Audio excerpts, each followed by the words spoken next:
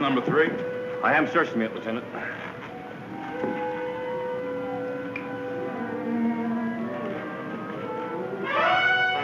This Mr. M is making it harder to get a slab in the morgue than it is to get a room in a hotel. The papers are calling him mysterious, Mr. M, now. Yes, by way of letting us know that it's our job to take the mystery out of him. 3 small-time crooks who haven't double-crossed anyone found in the river, one after the other. Why? M stands for maniac, I'd say. Judging by the coroner's report. Holding back on me, eh? These are facts we're not giving to the newspapers for a while, Kirby. Those 3 men weren't drowned. They were all killed and thrown in the drink afterwards. Brain's paralyzed. More paralysis in the first than in the second. Least of all in the third. Caused by some chemical, the traces of which our chemists can't identify. Mystery chemical plus mysterious Mr. M equals what? Well, that's what we've got to find out.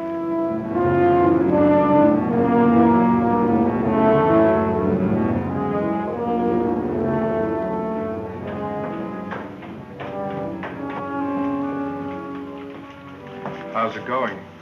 Now that our experiments have shown us how to use this mixture properly, we're all set.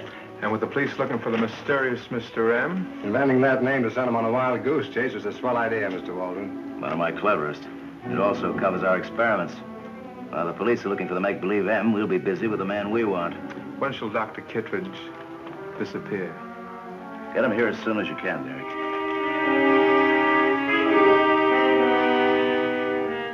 Check that with the bunker squad. It may be a lead. I said Kittredge. You say he bought a ticket to Washington, but nobody saw anyone like him at the station? Yeah, this is Blair, Dan Blair, Chief of Homicide. Kirby Walsh, report. Go ahead. No, missing persons isn't handling the Kittredge disappearance. We are at the request of Washington. All right, I'll call you back. No, Dr. Kittredge. You're quite right, Dr. Kittredge. I am Mr. M. And I want your submarine engine. You're not the only one. Probably not. But I'm going to show you why you can't help giving it to me.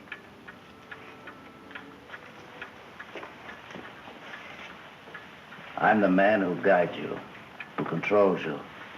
Do you understand, Archer? I understand, Mr. M. When you regain consciousness, you remember nothing of what has happened between the time you were given hypnotrine and now. But when that clock strikes 4, you will do exactly as you have been instructed. Exactly. That's another point, Dr. Kittredge. Under the influence of hypnotrine, no one ever lies.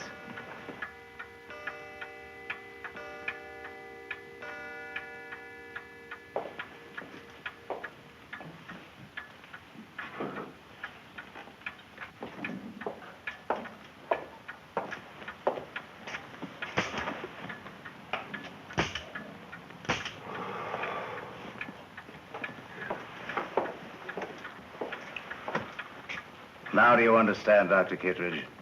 One injection of hypnotrine and you'll tell us what we want to know. Or do as we say. That is, unless the police catch up with you first, because I was expected in Washington this morning. If anything happens to Kittredge, we stand to lose one of the greatest inventions of all times. Are you sure he's got what he claims? Why not? He's one of the country's foremost scientists. Yes, I know. But this submarine engine he's invented sounds fantastic. All I know is what he's written me. But if it will run underwater without batteries... Submarines could ride out any storm. The ocean's always calm at 50 feet deep. But he says he's got an engine that will develop 30 knots. 30. They could build submarines as large as ocean liners. The fact that Dr. Kittredge has disappeared proves, in my opinion, that his invention is practical.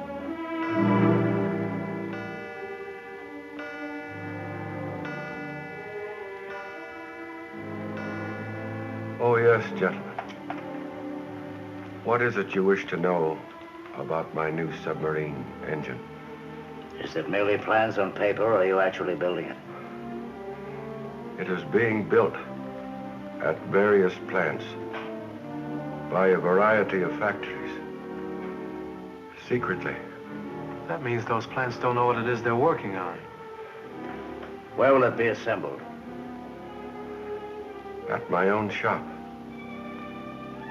The original master plan is there too, incidentally, in the safe. Where is your shop?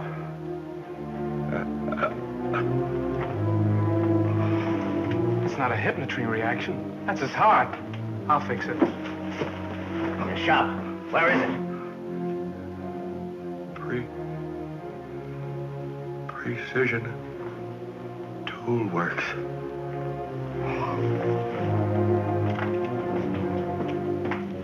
Too late. You should have checked his heart. Don't put an M tag on him. Drop him in some street and let the police think he died of a heart attack. We'll pick up Brock and investigate the Precision Tool Works.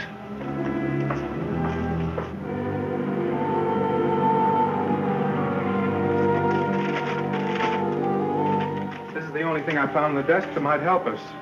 Your specifications for the mechanical control device have been received. You will hear from me in due course. Signed, James Farrell, Noir Manufacturing Company. Keep it. How about you, Brock? I don't have to blow this job. I can figure its combination. Good. Derek and I'll be waiting in the car. Just the blueprints for the submarine, that's all you want, huh? Yeah, that's all.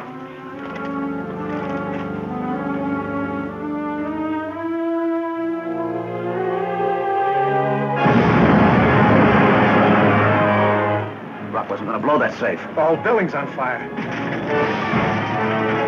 Probably fixed so nobody could open up a Kittredge. Lucky we have that lead to the Noir Company.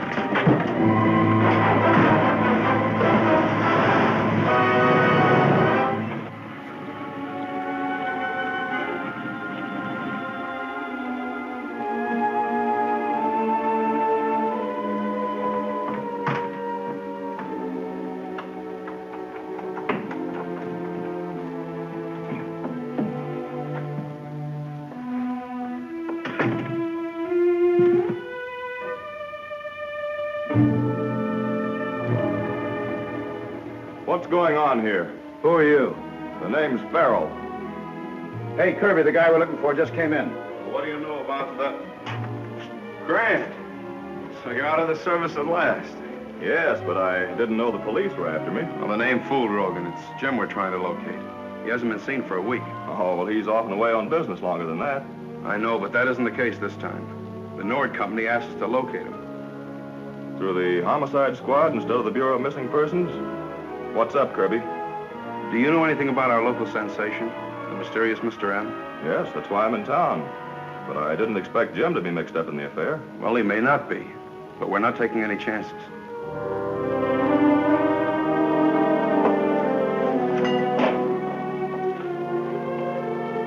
Sleeping like a baby. Farrell doesn't know he told you anything. No, he doesn't. When he comes out of it, he won't remember anything we don't want him to. So we can figure on the basis of the strange chemical that M was responsible for Kittredge's death. And we know the motive. No wonder Washington is interested, and Mr. M, too. We had no idea that Kittredge had such an invention. Yeah? Miss Clinton's here to see you, Captain. Have her come in. Oh, I can come back later, Captain Blair. Nonsense. Come in. You're always welcome, Shirley. Miss Clinton, Grant Farrell, Jim's brother. How do you do? Oh, we're all so terribly worried about Jim. Yes, so am I, Miss Clinton. Shirley's an insurance investigator. She's been a lot of help to us on various occasions. Thanks, Kirby. I ran across a policy covering the Precision Tool Works. It's made out to a Mr. Goodhue, but Dr. Kittredge is one of the beneficiaries. Well, I hate to say this, Grant, but that ties your brother in with M. How? The Nord people told us that Jim was working on some sort of a special gadget for the Precision Tool Company. There's also an extraordinary clause in the policy. If the plant should be destroyed owing to an explosion of the safe, the company isn't liable. Then Goodhue's real name should turn out to be Kittredge. I'd say that was his way of protecting the master plan we want. Jim's probably involved, all right. What in the world are you talking about? You'll learn about that later. Right now, we'd like to know who the other beneficiaries are on that insurance policy. There's only one, Cornelia Waldron. Do you know anything about her? She's a local celebrity. And an extremely nice, wealthy old lady. She's a recluse now, but she used to be a society leader. Do you know her personally? Yes, but I haven't seen her for some time. Can you get me an appointment with her for tonight? Well, I can try.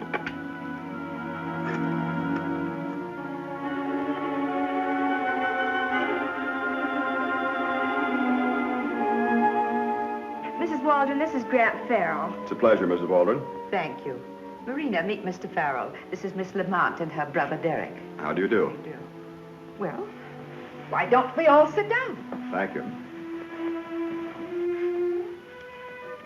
Even though Marina and Derek aren't relatives, I like to think of them as my own. They've been such a comfort to me. Mrs. Waldron, we're here because you are co-beneficiary with Dr. Kittredge on a policy for the Precision Tool Works. Am I indeed? It's the first I've heard of it, I assure you. Didn't Dr. Kittredge confide in you? Dr. Kittredge was a man who confided in no one. Did he ever mention anyone who might have been associated with him in business? Not that I can remember.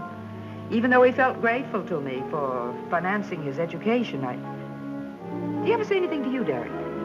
No, not a word. Oh, what is it, Jerome? A telegram from Mrs. Waldron. Shall I open it, Grandma? Why, dear? I'm not an invalid.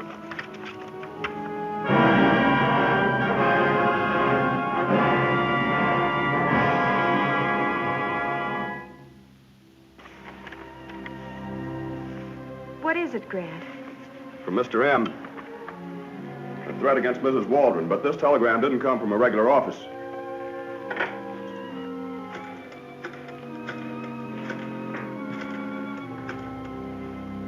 Homicide Bureau, please. Calling all cars. Attention all cars. Special emergency at number 1 Waldron Terrace. Report to Kirby Walsh. Kirby Walsh, number 1 Waldron Terrace. We've thrown a cordon around the estate, Grant. Nobody get near the place. Pull those drapes. I'll help.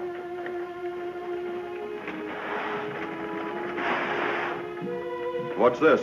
It's Grandma's bedtime snack. Jerome always serves it every night at 9 o'clock.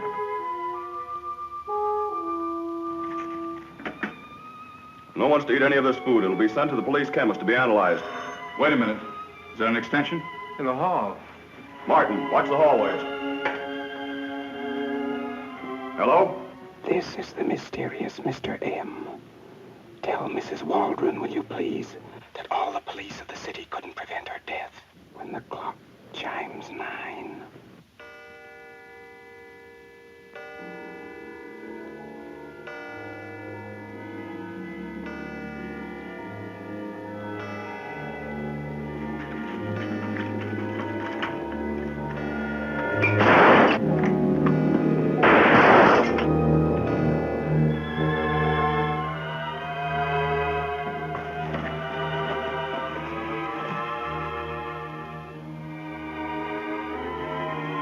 Is Mrs. Waldron all right?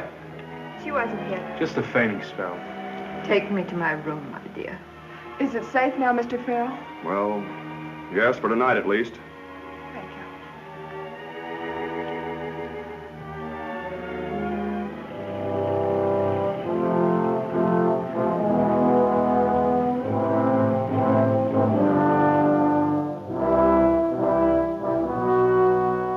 The emergency autopsy on the Waldron's butler proved that your hunch was right, Grant.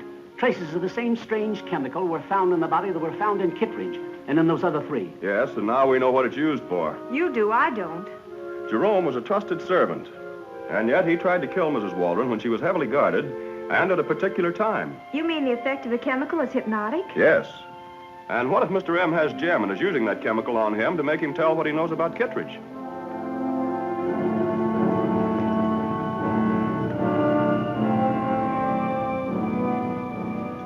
There's a signal for you. Oh, watch this, Archie.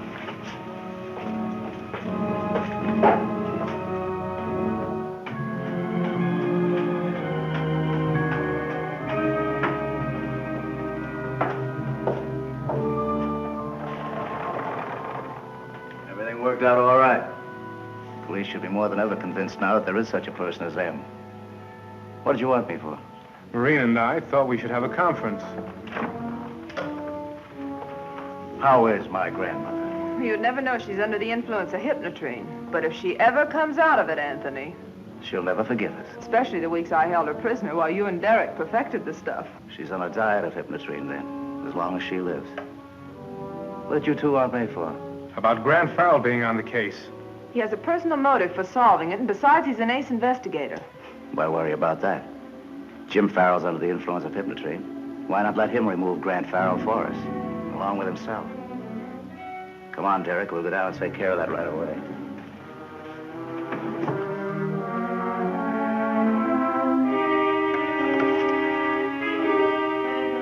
Who put this in here? What is it? A record. Look at this note attached. This record contains a message of vital importance for Anthony Waldron. Anthony Waldron. Except you two and Archer, who knows I'm alive? All right, come on, play it.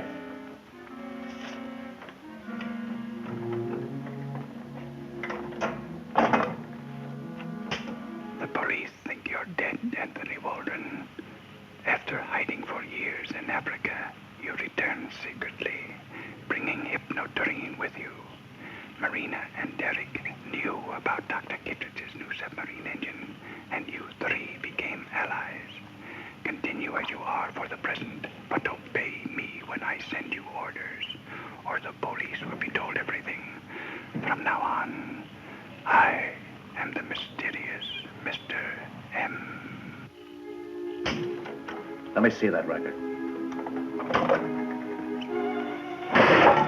What good does that do? The mysterious Mr. M's right. He's got us where he wants us. Frankly, I'm frightened. Well, I'm not. What can you do unless whoever it is shows himself? Obey him till we get the Kittredge engine. Then he'll show himself. And we've got hypnotrine.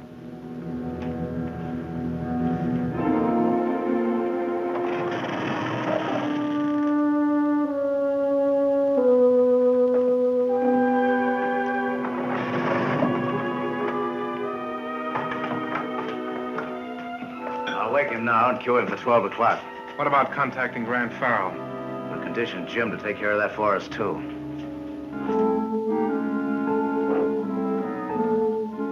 So that's all there was to my disappearance, Grant. I was worn out, I needed to get away, and I did. I went up to Silver Lake Lodge. You didn't meet anyone named Kittredge, did you? Kittredge? No. Why do you ask? Oh, nothing, Jim. Forget it. You know, I haven't seen you in a long time. You look sort of run down. You don't think a doctor's examination, a blood test perhaps might be in order? Now what? Let's go home. But I've got to check the control room first. We've got circuits there that you can't monkey with. Coming? Oh, sure, Jim. Let's go.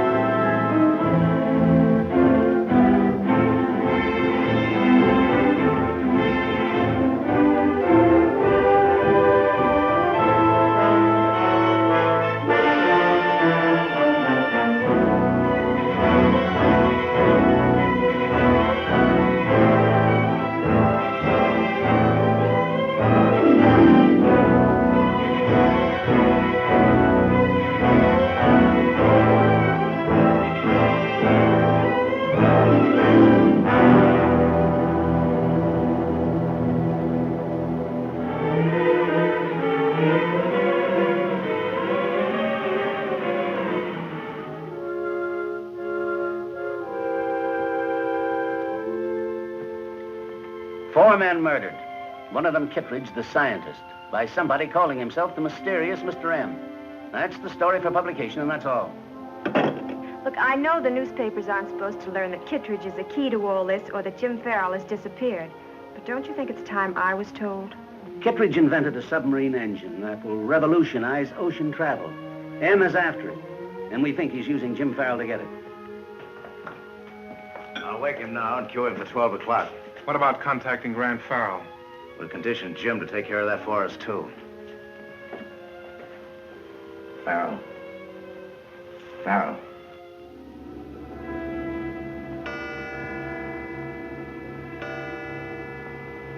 Now what? Let's go home. But I've got to check the control room first. We've got circuits there that you can't monkey with. Coming? Oh, sure, Jim. Let's go.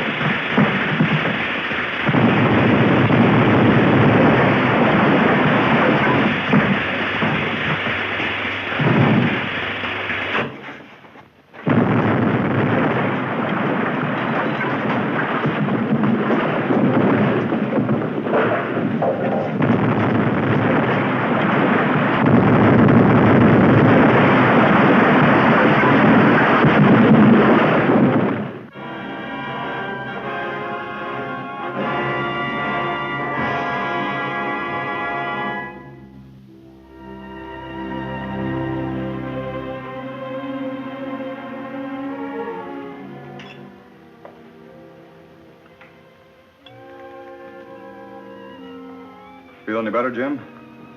A little, Grant. Think you can answer a few more questions? I'll try. What made you take me to the control room of the plant and then attack me? I've already told you, Grant. I don't remember. My mind's a blank on all you say happened. Tampering with the controls, the fire, the explosion. Just what do you remember, Jim? Only my arrival at the plant. You remember meeting a Mr. M. Mr. M. Who is he? Should I know him? We thought you might have been with him. No. I was at Silver Lake Lodge alone. The lodge has been closed for 2 months. But I'm sure I was there. It isn't advisable to question him anymore. His condition is quite critical, and we've got to take blood from him for a test. It's my duty, Jim, to inform you you're under arrest. Don't worry, Jim. I'm sure you're one of Mr. M's victims. The minute I can prove that, you'll be in the clear. Thanks, Grant.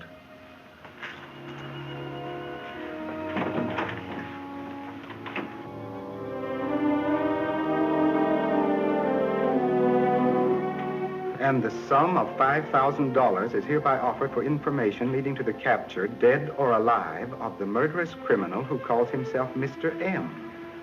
That's exactly the way I want it, Mr. Weatherby.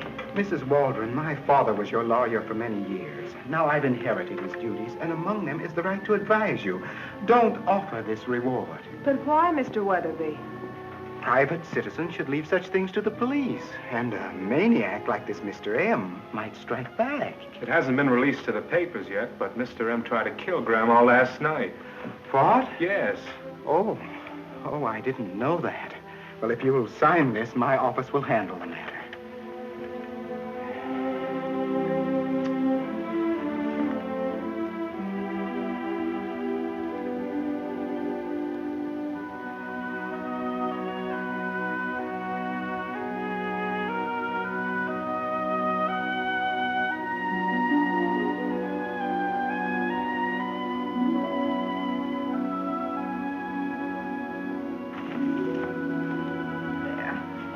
Here you are. And now, if you'll excuse me. Certainly. The reward will be announced this afternoon. Derek will give you any other information you want. Will you come with me, dear?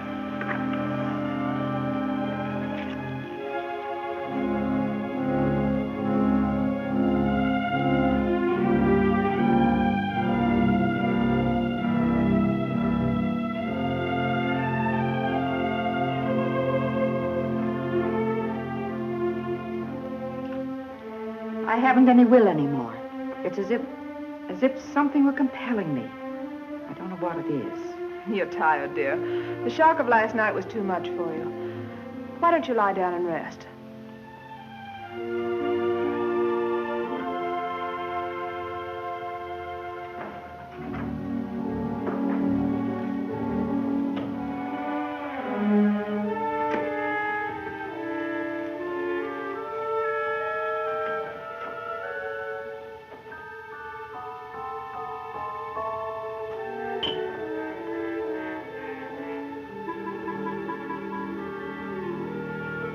All clear, Mr. Walden.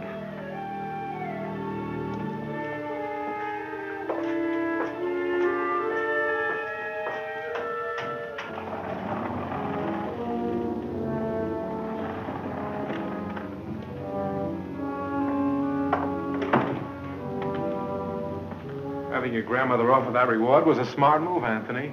Wasn't it? Police will never connect Mr. M with the Waldrons now. Anthony, do you think it's safe to give your grandmother any more hypnotrine? Yes, now that we know how to control the dosage. We're still not sure how long the effect lasts. Can't take any chances. I'll say we can't. If she knew you were alive, she'd report you to the police. As it is, Grandma's reputation for doing good will cover a multitude of our sins. You have a point there. But we still have plenty to worry about with Jim Farrell in the hands of the police. As we don't know yet how long hypnotrine stays in the system, suppose he comes out of it. You remember enough to hang us all. What's this? It's tagged just like the first one. Listen to this. This record contains further orders from the real Mr. M. Obey them or the police will be told that Anthony Waldron is not dead as they believe. How he gets those records to us is beyond me. The police don't frighten me half as much. Come on, play it. Let's find out what he has to say before we decide what to do about it.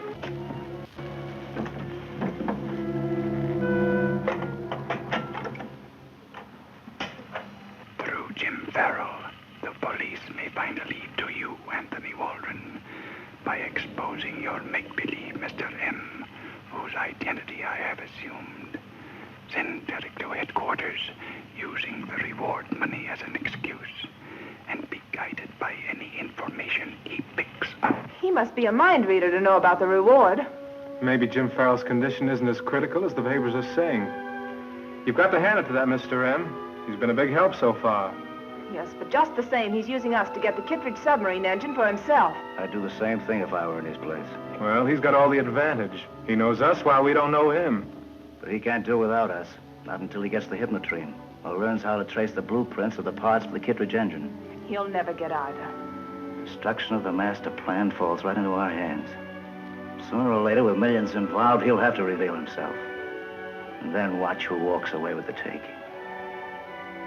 But you better do just what he suggests.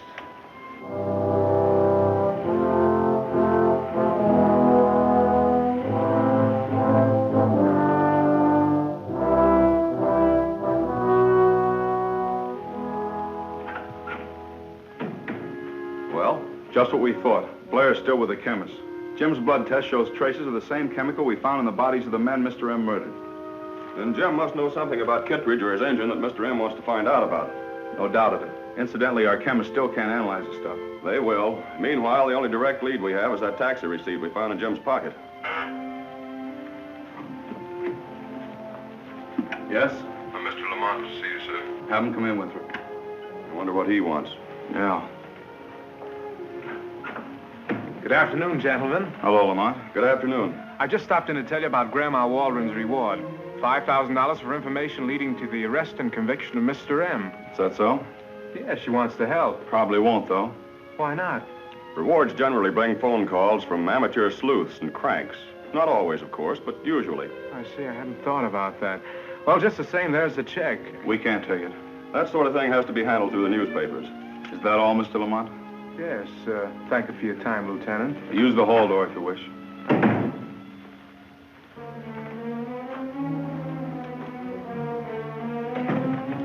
Something new on the taxi lead? Yes, sir. The company just phoned back. They've located the driver who picked up your brother last night, Mr. Farrell. He's number 37. He'll report to you at your brother's apartment. Fortunately, taxi driver number 37 is on out-of-town call, so he can't be sent to see Grant Farrell until he gets back. Well, what are you going to do about it? I've contacted Shrek, and I think I can fix it so we can get rid of the driver and capture Grant Farrell at the same time. Do that, Derek, and we're in the clear. All the way, Marina. We'll put him under hypnotrine and let him do away with Jim Farrell for us.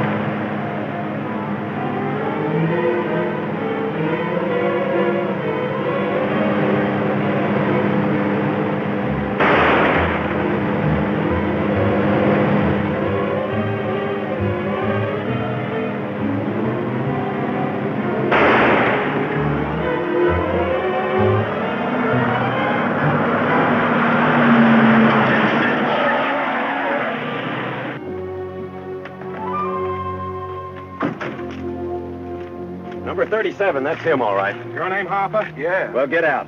What's the idea? The less you know or remember, Harper, the more chance you have of staying alive. Now do as he says.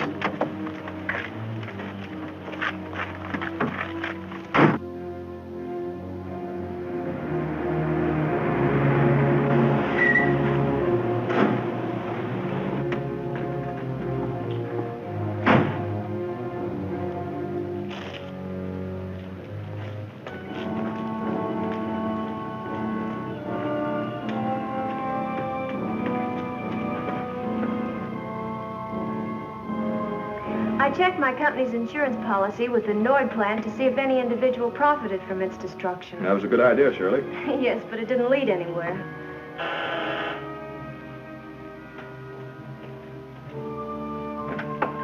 Mr. Grant Farrell? That's right. Come in. They told me at the office that you wanted to ask about a passenger I carried last night. Yes, I believe it was my brother. What does he look like? Well, here's a picture of him. Well, yes, I've seen this man before. Only it didn't look just like that. What do you mean? Well, I beg your pardon, sir, but he looked as if he'd been out all night, sort of dazed. Oh, I see. Where did you pick him up? At the Ardmore Storage Garage on 8th Street. He came by as I drove up, and then I took him out to the North plant. What on earth was he doing in a downtown garage? He said he was having his car fixed in the shop there. I want you to drive me to that garage. Want to come along, Shirley? Yes, indeed.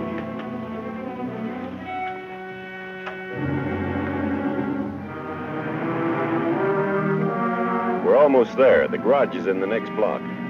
Pull up a few doors this side of the place so I can look it over. Yes, sir.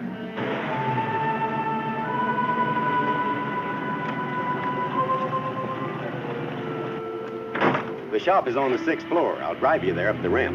No, never mind. Thank you, sir. Shall I wait? No, that'll be all.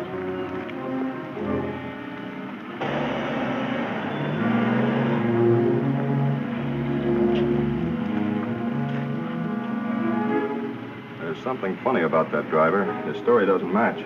How do you mean? He says he drove Jim from here to the Nord plant. That's 6 miles. The taxi fare would have been about $3. But the receipt found on Jim was only for $1. He was very anxious to drive you into that building. Why'd you let him get away?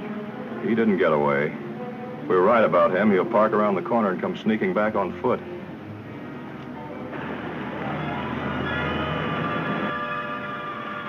You were right.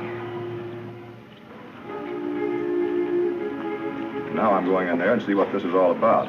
Oh, and I want you to phone Kirby. Have him come here at once. All right, Grant.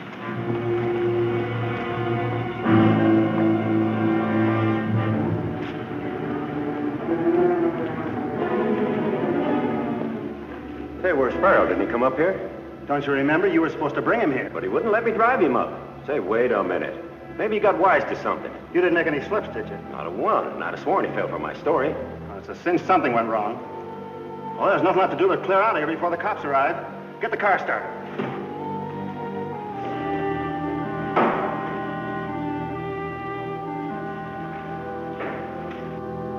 What's your hurry?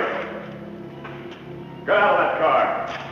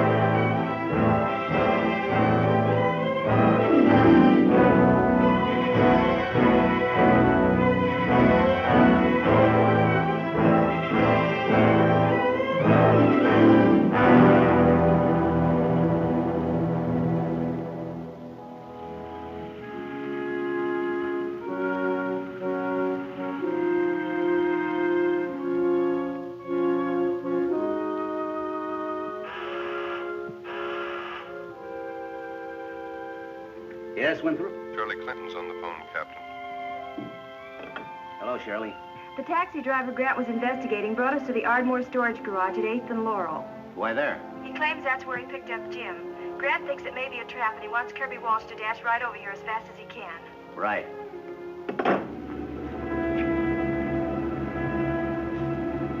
Hey, where's Farrell? Didn't he come up here? Don't you remember? You were supposed to bring him here. But he wouldn't let me drive him up. Say, wait a minute.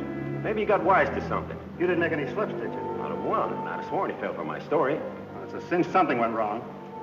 Well, there's nothing left to do but clear out of here before the cops arrive. Get the car started.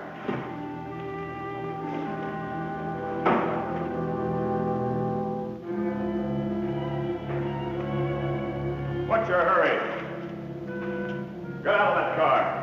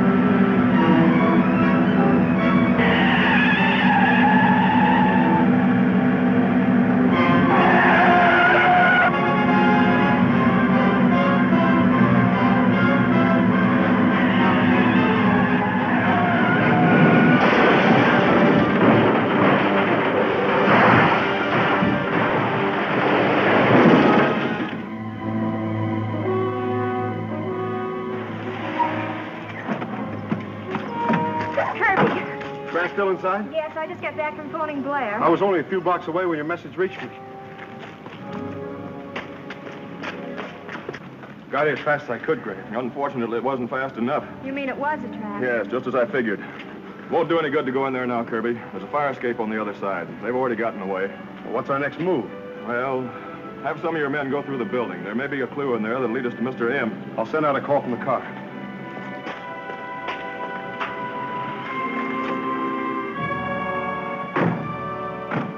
All right, Shrek, all right. You failed to get him at the garage. What you and Donna should do now is lie low. Farrell got a good look at you. We have more than Farrell to worry about. Weatherby's upstairs talking to Grandma. Yeah, what about that, lawyer? If your grandmother ever comes out from under that hip between Mr. Waldron, she's liable to say plenty. She won't come out of it. But there's still a chance she might. All right, get up there and listen in. If anything goes wrong, don't let Weatherby leave this house.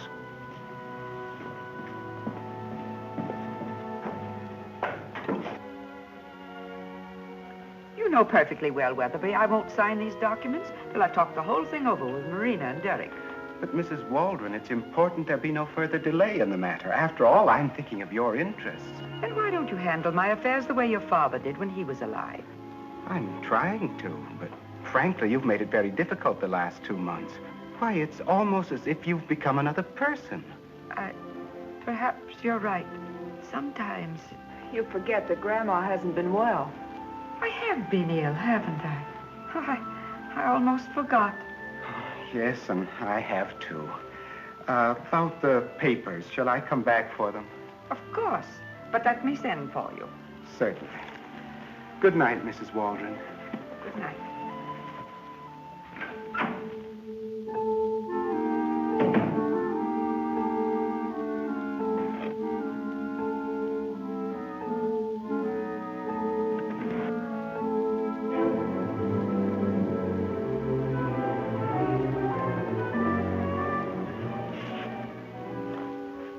Grandma isn't as young as she used to be, Mr. Weatherby. She's aged a lot recently. I should have realized that, Miss Lamont. I'm sorry. Good night. Good night. Grandma? Yes, Marina? You're going to bed, dear, right now. Oh, darling, And no arguments. And I certainly had a scare. I thought Grandma was coming out from under the influence of Hippotine and that Weatherby was suspicious. What makes you so sure now that he isn't? He's convinced she's failing from old age. Does Grandma need any more Hippotine? I don't think so. But how did you know what went on upstairs? I had Derek listen from the hall, just in case. That was a smart move. I'd have felt easier if I'd known Derek was there. I was worried myself for a while about Weatherby. I'm still worried about Grandma. Yes, she's pretty feeble at that. Maybe a reaction from the chemical, so we'll have to watch out. Nothing drastic must happen to Grandma. Her fine reputation in this town is the best shield we possess. Ironical, though, isn't it? That she got it partly trying to live down your past. Fortunately, neither she nor the police know that I'm alive. Mr. Waldron, look. Where did you get this record, Archie? In the cabinet with the M tags. It's from that guy who calls himself the real Mr. M. We know who it's from.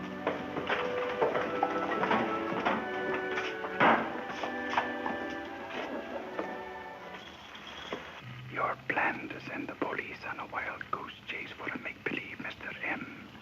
While you search for the new Kittredge submarine engine has failed, detail a man to watch Grant Farrell, who has been sent from Washington to locate that engine. Be prepared to take advantage of any discovery he makes. Disobey this order at your peril. The mysterious Mr. M. I don't like this situation at all. Who does? There's nothing we can do about it. Our only chance is hold out on him once we get the complete plans for the engine. Now you're talking sense, Derek. Hold out on him. Make him reveal himself. Get in touch with Donager. Have him trail Grant Farrell. Right.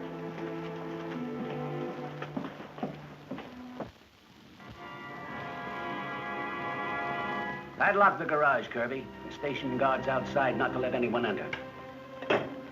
Kirby had men search the place last night, went over it himself just now. And not a clue to Mr. M or to Dr. Kittredge's missing plans for the miracle submarine of his. From the way M has been acting, we can assume that Kittredge must have had help in developing his invention. Well, why haven't those who worked with him contacted the police? The doctor is very secretive, Shirley. He may have taken a lesson from the way the government developed the atomic bomb. You mean they might have contracted for outside work under a dozen different names? Exactly. And M is trying to locate them. In that case, we're really up against something. Say, we may be overlooking our best bet. My brother Jim. He may be able to give us a lead to the companies that have been helping Kittredge. But you've already questioned him without getting anything. I questioned him about Mr. M, not about Kittredge's submarine engine. Call the hospital, will you, Captain Blair, and tell them I'm coming over. Want to come along, Shirley? Sure.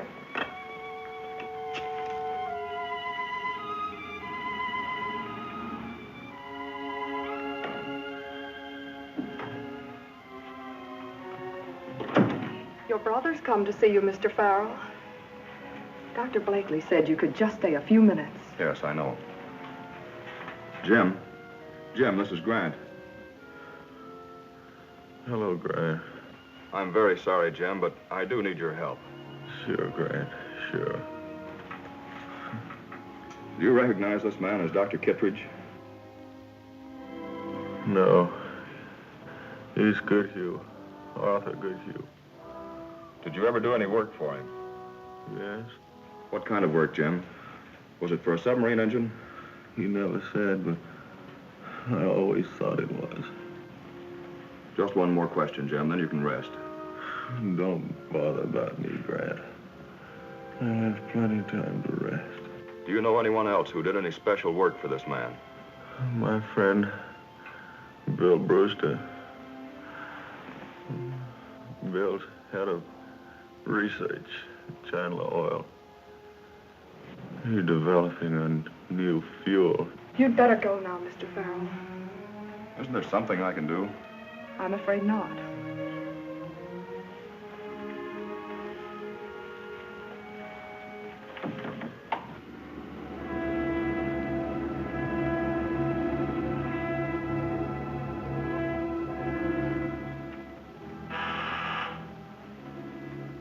Yes? Two friends of Jim Farrell to see you, Mr. Brewster. Send them in.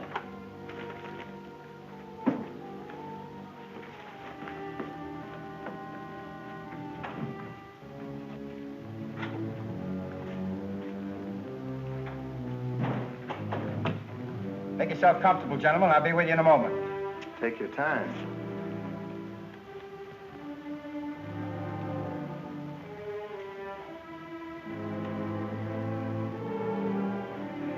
There's a lot of inflammable chemicals in here, so it's very dangerous to smoke.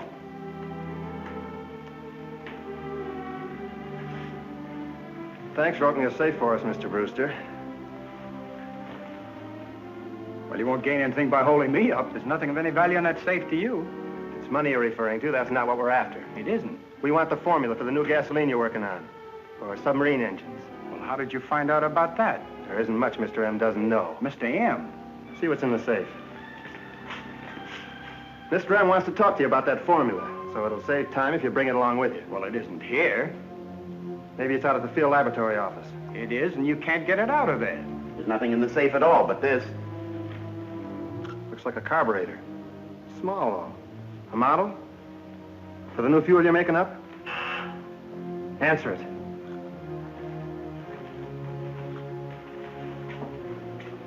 Yes? Grant Farrell to see you, Mr. Brewster. Just a moment. We can't let him wait outside. The secretary might tell him two friends of his brother in here. Yeah, that's right. Let him in as soon as we get behind the screen. Get rid of him fast and don't give him any information, understand? Don't try any funny business, because if you do, you'll get the first bullet. Have Mr. Farrell come in.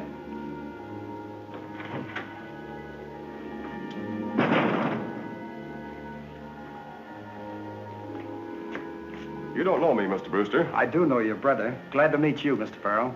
Say, by the way, how is Jim? He's in a very serious condition. The doctor doesn't give me much hope that he'll pull through. Sorry to hear that. A very fine person. In fact, none better. Thanks. I think he's pretty swell myself. Oh, I was just getting ready to leave. I have an appointment. Well, if you could answer a couple of questions before you go, it would help me a lot. Have a smoke? No, thanks. That sign really means what it says. Oh, I didn't notice it. I'm sorry to rush you, but I'm really in a hurry. Well, I'll be just as brief as I can. Oh, you were saying... Your phone is ringing. Yes. Thank you. Hello, Brewster speaking. Oh, I'm sorry, Jackson, I'm busy. I can't talk now. I'll have to call you back. I'm curious to meet the two men that are here with you, Brewster. Come out from behind that screen.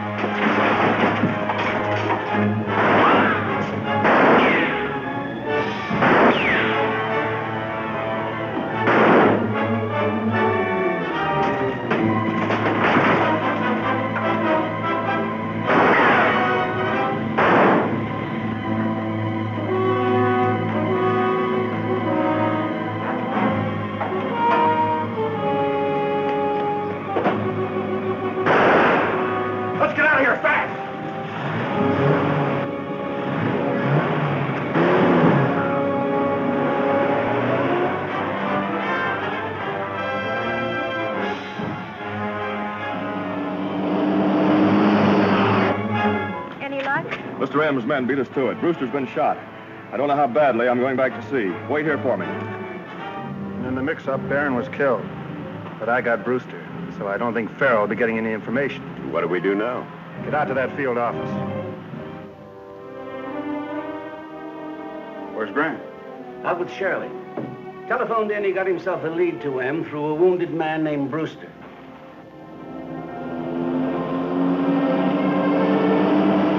We'll be at the Chandler oil field any minute now. I know, but I won't relax until we have that secret formula for motor fuel that Brewster talked about. We'll get it. It's in the field laboratory where he said it is.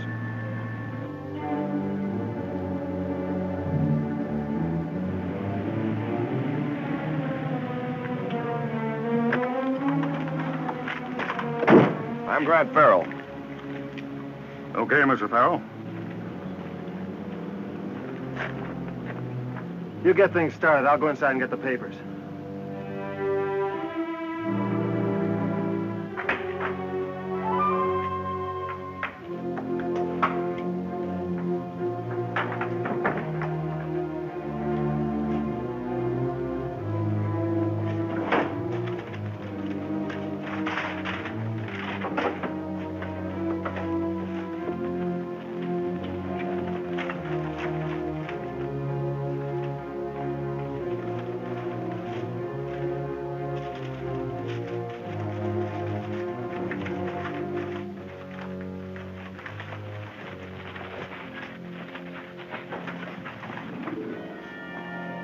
This is the office, Shirley.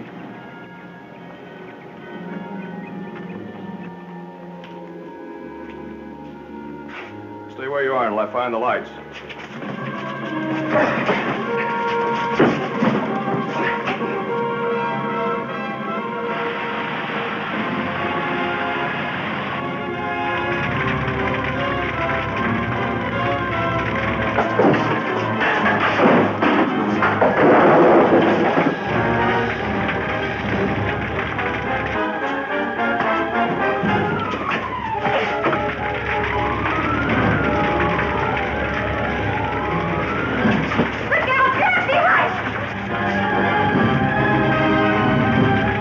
Do the girl.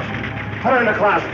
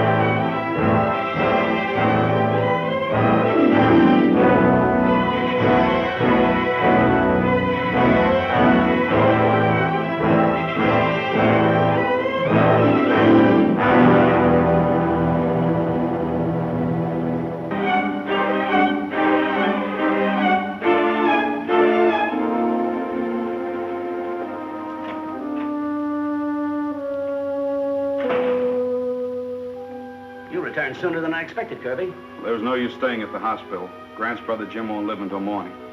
I couldn't see him. That's a tough break. If you heard from Grant, I'd like to let him know. He and Shirley Clinton are still out at the Chandler oil field, following up a lead they got on the Kittredge submarine engine. And now there are complications. Complications?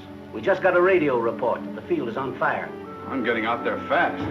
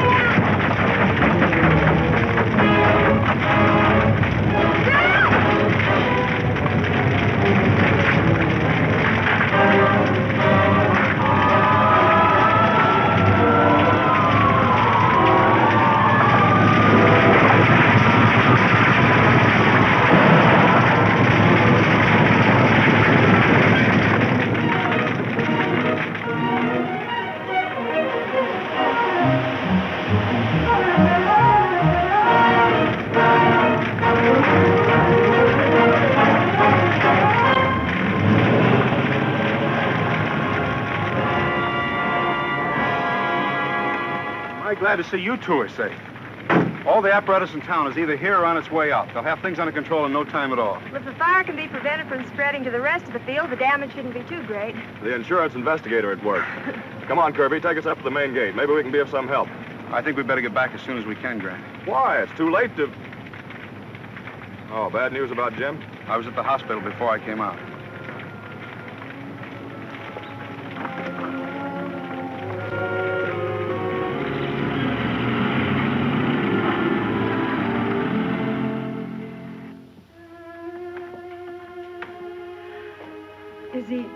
Mr. Farrell died a few minutes ago.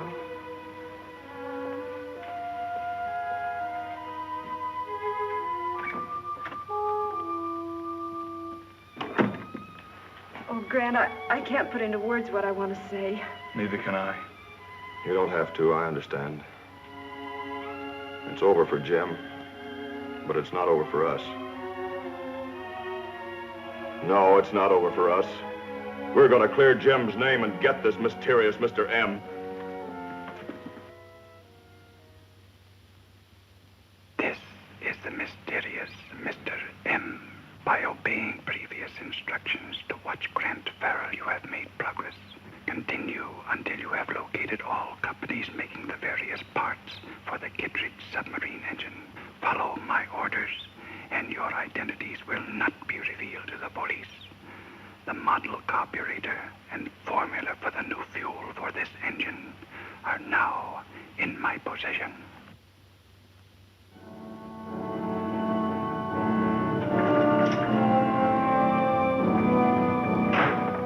The carburetor was in the closet. How'd it get out of there? Get to one side, Marina. I'm fed up with your tricks, Anthony. Don't be stupid. I have been, but no longer. I'm putting an end to this masquerade of the mysterious Mr. M. I invented the character of Mr. M to fool the police. Not you and Marina. Somebody else is using it now to fool us. I agree with Derek. The chances favor that somebody being you. All right, go ahead and shoot. But you won't get away with it. Why not? After you're dead, I'll call in the police. Tell them you're the real Mr. M. Then show them your laboratory. They eventually identify you as Anthony Waldron, believed dead by them, but wanted for murder. And what are you going to do about Grandma? Keep her under hypnotrine. She still insists that Derek and I are like a loving son and daughter. When your supply of hypnotrine runs out, what then? He's right, Marina. I've worked out the dosage, but he's the only one that knows how to make it. And Grandma will talk plenty once the effect of hypnotrine wears off.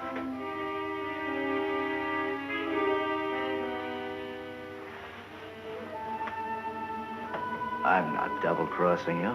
Under the circumstances, it's natural to think so. But our only chance is to work together. With this mysterious Mr. M? Why not for the time being? Eventually, he'll be forced to show himself to us.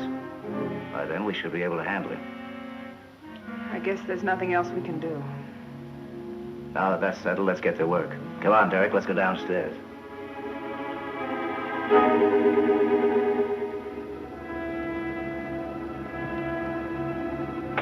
By following up with Grant Farrell, we may be able to move in ahead of him again. Sure, but how are we going to know what he's doing? Through a little device I have. Where is it, Archer?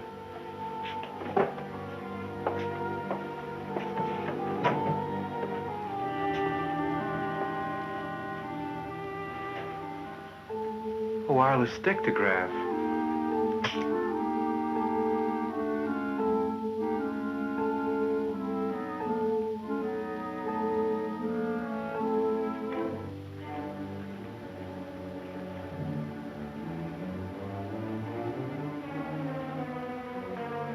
All ready for a test. The telephone number here is matrix 57177.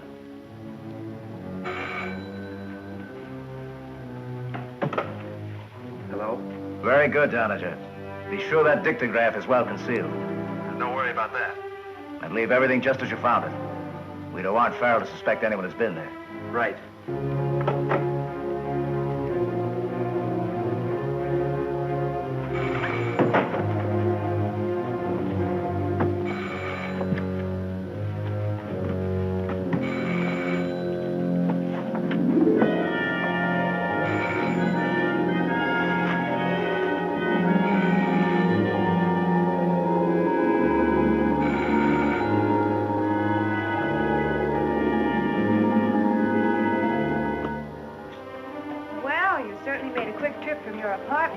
Oh, I haven't been there.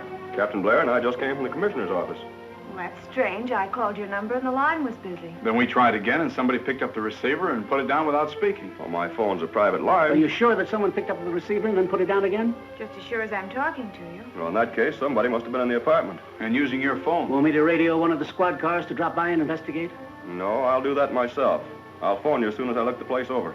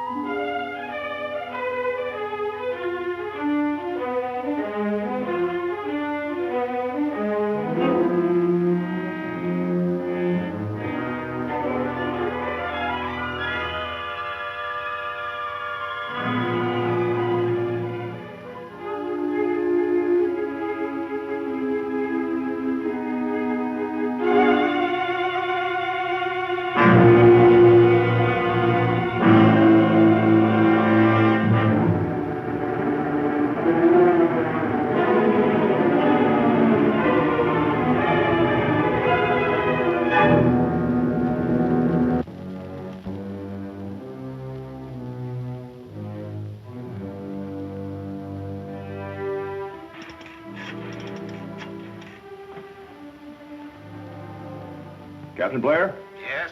Grant speaking. I found a hidden dictograph in the apartment. Nice work. We now have a beautiful opportunity to bait a hook for this mysterious Mr. M. Kirby and I thought something like this would happen, and we figured a way we think will work. Yeah, what is it? Shirley will give you the setup. Meet her in front of your apartment. I'll be waiting for her.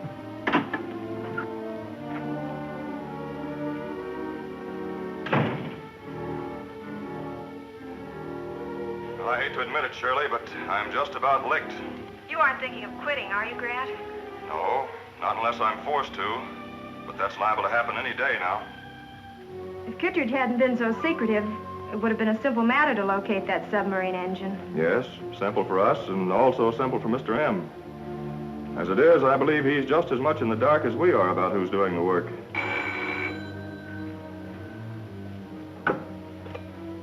Hello? Yes, Blair, this is Grant. What? Oh, does it tie in with the Kittredge submarine engine? Great, I'll check it right away. Look up the number of the Elliott Die Casting Company, will you, Shirley? All right, Grant. Elliott Die Casting, 30 South Elwood, Phone Carlson 1113.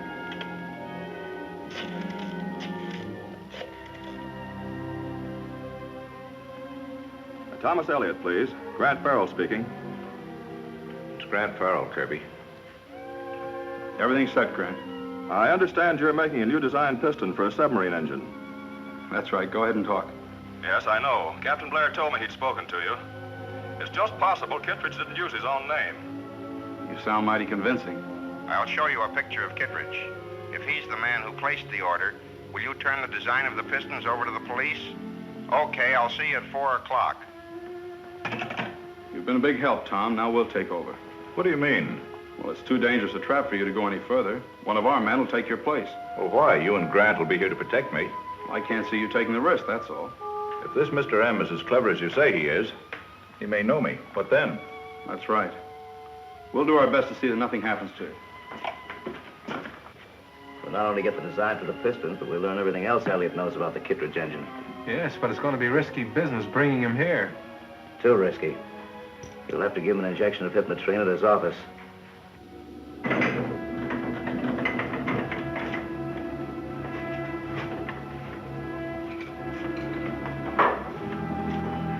What do you got there? A rush shipment from the Catskill Equipment Company, Mr. Elliott. I'll check it later. Okay.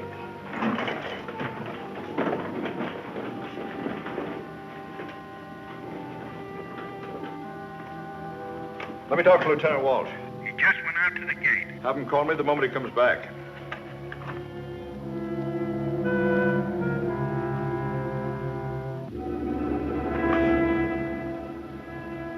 Who are you? Mr. M has sent me for some information. Mr. M, we've been expecting you and are ready. Get away from that! Mr. M is so much interested in what you can tell him about Dr. Kittredge's submarine engine that he even sent this along. What's in that needle? Hypnotrine.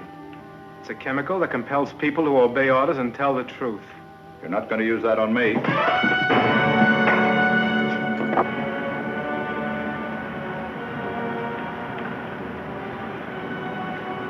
Okay, go ahead. What was that? Routine delivery of material. You will remember nothing of what has just happened. You will be exactly the same as you were before receiving the injection of hypnotrine. But you'll carry out the instructions I'm about to give you. How about it, Kirby? Everything under control? So far, every corner of the place is being guarded. Well, it isn't 4 o'clock yet. I'm sure Mr. M won't disappoint us. By the way, Elliott has something he wants to talk to you about. All right, I'll go out and see him. All right, send for the delivery men. Shipping department. Elliott speaking. Send a couple of men up to my office to pick up a crate for immediate delivery.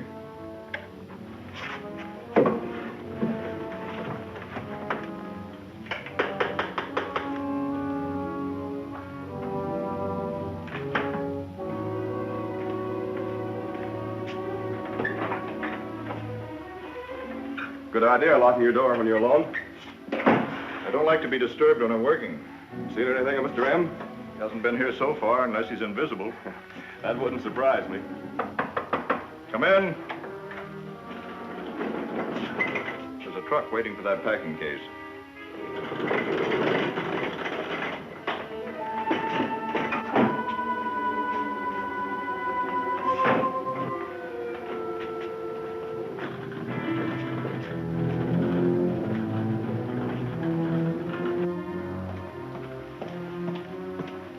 How'd you make out? The whole thing was a trap.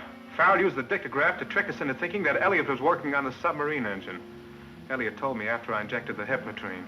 You disposed of him, of course. No, I didn't. You fool, Derek. Elliott with hypnotrine in his system might give the police a lead to us. There won't be any Elliott. I conditioned him to arrange for Grant Farrell to meet Mr. M at exactly 4 o'clock.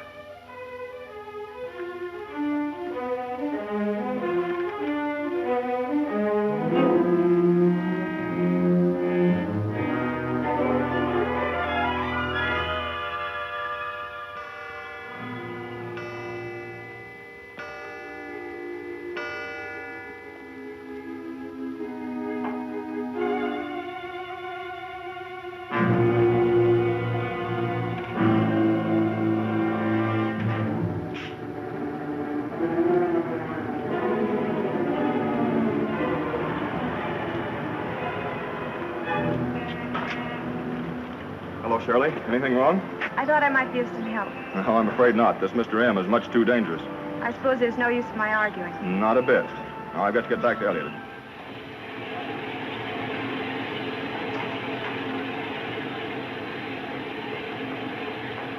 Elliot! Don't touch that. You've gone crazy. I'm one of Mr. M's men, controlled by his mysterious power. That flame is eating into a hydrogen tank. When it reaches the gas, this place will be blown to bits. You thought you were setting a trap for Mr. M. Instead, you walked into one of his making. Don't you know you'll be killed with me? Keep away from that hammer. That's better. Now put your hands above your head. We haven't much more time, Elliot. Mr. M wanted you to receive one final message.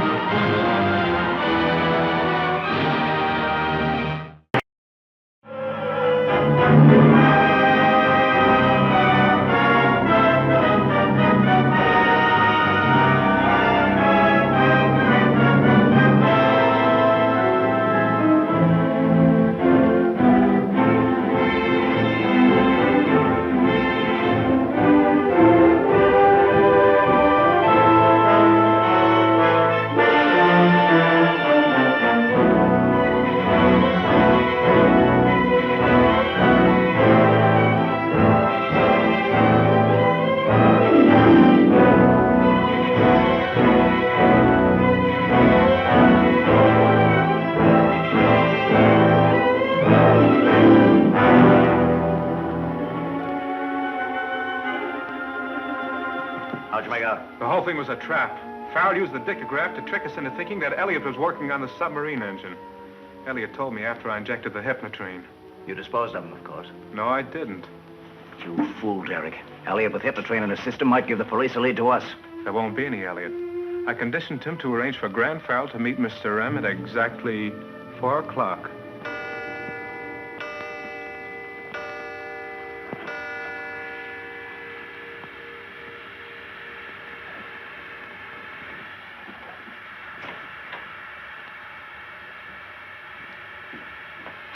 Elliot! Don't touch that. Have you gone crazy? I'm one of Mr. M's men, controlled by his mysterious power. That flame is eating into a hydrogen tank. When it reaches the gas, this place will be blown to bits. You thought you were setting a trap for Mr. M. Instead, you walked into one of his making. Don't you know you'll be killed with me? Keep away from that hammer. That's better. Now put your hands above your head. We haven't much more time, Elliot. Mr. M wanted you to receive one final message.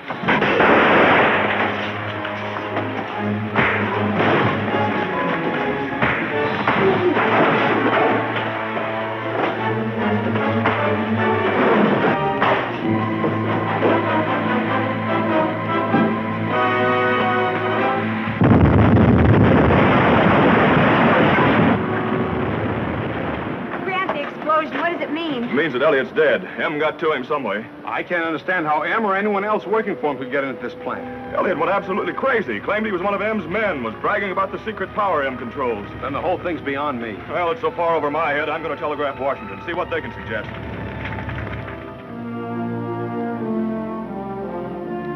The situation could have been avoided had we taken Kittredge's invention a little more seriously when he first brought to our attention. The idea of an engine that would enable luxury liners to travel 30 knots an hour underwater is too fantastic for belief. Well, if Kittredge hadn't been so secretive in the development of his engine, we'd probably have it in our possession at this moment. No, I doubt that very much. He was killed by the mysterious Mr. M just before he was due into Washington. Even M doesn't know where the parts of the engine are being made. Well, that was definitely proven by what happened at the Elliott plant. Then it seems to me that the important thing is to learn how M gets these people under his control. This injection of hypnotrine won't injure you at all, Archer. You remain perfectly normal in all respects. Maybe. But too many people you've given that stuff to have died. You didn't, Archer. Me? Yes. I experimented with you a long time ago. You suffered no ill effects. I don't remember anything about it. Under the influence of hypnotrine, you remember only what you're told to remember. Nothing else. But if you've given me that chemical once, why do you have to give it to me again? You were conditioned for just one purpose. I want information now about the man who's stolen the name I created. Mysterious Mr. M. I've already told you. You're the only Mr. M I know. This man is aware of the Kittredge submarine engine. He knows that I'm Anthony Waldron, and I'm keeping my grandmother under a hypnotic. And that Marina and Derek Lamont are working with me. It's too much information in the hands of someone that I don't know. I didn't tell him. I've never even seen him. All I know about him is the recordings he left here. Are you sure you don't know how he got them into the house? Honestly, I don't. Go ahead, use the hypnotrine. You'll see I'm telling the truth.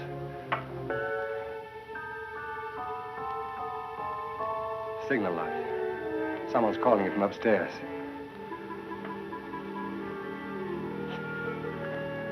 We let it rest for the time being. Put guards around the grounds. I want to know the time that anyone enters or leaves. I'll attend to it right away.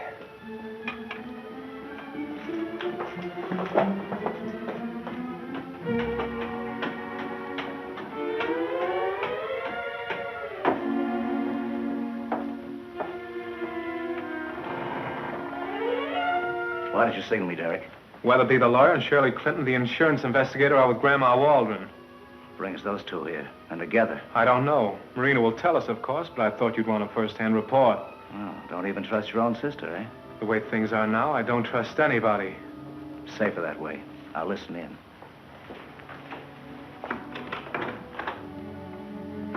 Well, we were talking a moment ago about it. I didn't understand that any of my property had burned. It hasn't, but perhaps Miss Clinton can explain it better than I. Well, there was a fire, but the property wasn't yours. Well, why should an insurance company pay Grandma for something that isn't hers? Mrs. Waldron was named as co-beneficiary in a policy along with the Parker Electric Company. Parker Electric Company? What's that? A small one-man concern. The policy was taken out by a Thomas Langdon. I took for granted he was one of the many people you had assisted financially. I don't seem to recall any Thomas Langdon. Well, in that case, I'll have to delay paying you. It's all right, Mrs. Waldron. The company has to substantiate Parker's claim first through Langdon, that's all. Unfortunately, I can't help you, but of course I hope you find him now as soon as possible. If that's all, will you please excuse me? Yes. Certainly, Mrs. Waldron. Drop in again, Shirley. I shall, and very soon. I'll be glad to drop you wherever you're going. Oh, thank you, Miss Clinton.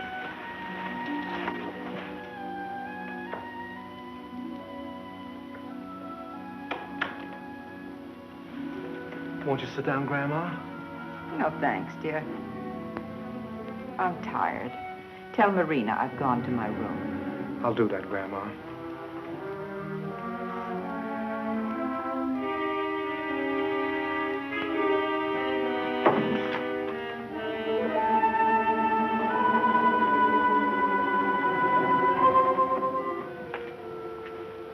What is it all about?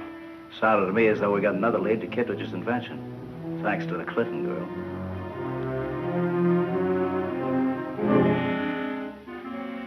So that's why I'm inclined to believe that Langdon's real name will turn out to be Kittredge. Here we go again.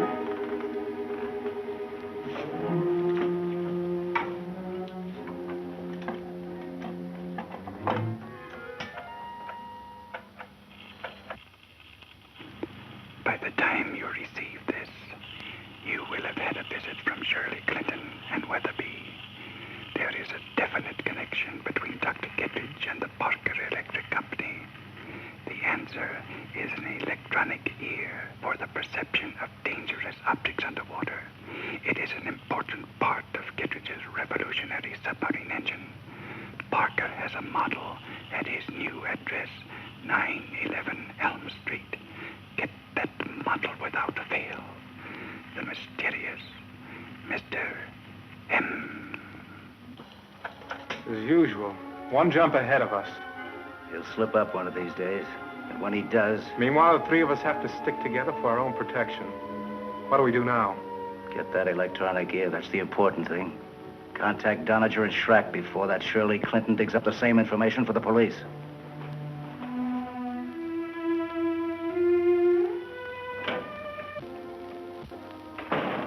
Grant, I ran across something I'm sure is going to pay off. Look at this. A fire insurance claim in favor of Jackson Parker and Cornelia Waldron. Taken out by Thomas Langdon. Langdon's dropped out of sight, and Grandma Waldron doesn't know him or Parker. Well, it could be another cover-up move on the part of Dr. Kittredge. That's what I thought. Well, it's certainly worth investigating, unless you've already talked to Parker. The office just learned his address. It's 911 Elm Street. Get him on the phone, Captain. Tell him we're on the way out to his place. Come on, Kirby. Give me the phone number of Jackson Parker, 911 Elm Street. 911, this is the place.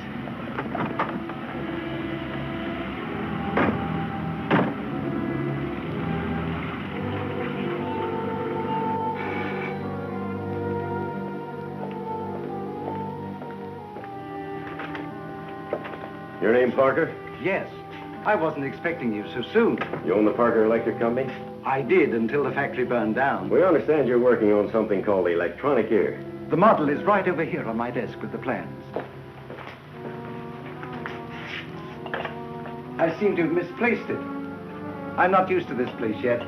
My blindness makes it difficult for me. Is this what you're looking for? Yes, that's it. You know, it's wonderful how you gentlemen from the police pick up information. The electronic ear was my most carefully guarded secret. We have ways of learning what's going on, Mr. Parker. Any objection to our taking it with us? Not at all. We'd better be going, Schrack. You can carry the electronic ear that way, gentlemen. The special metal is dangerously radioactive. You must let me put it in this protective box.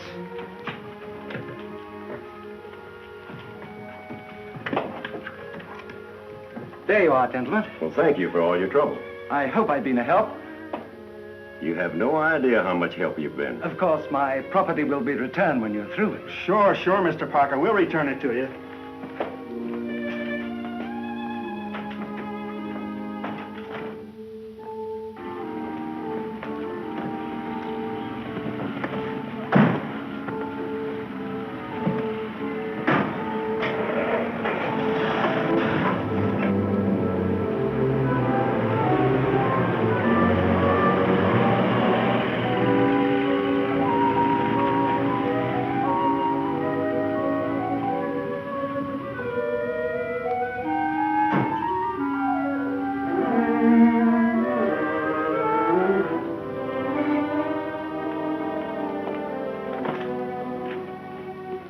Parker?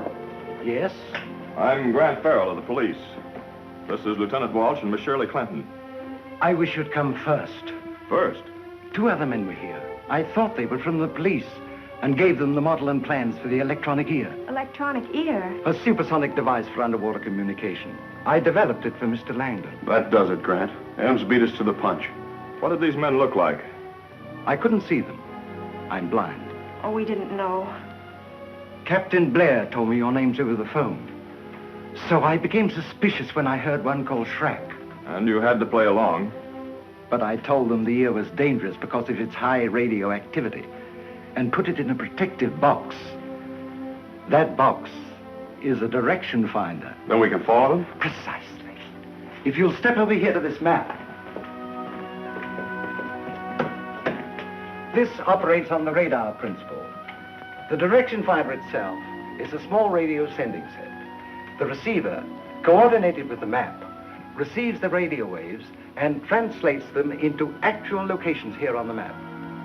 It's an improvement over the old-fashioned method of triangulation. I'll say it's an improvement. Well, according to this, they're on Main Street heading for the waterfront. This is a shortwave transmitter.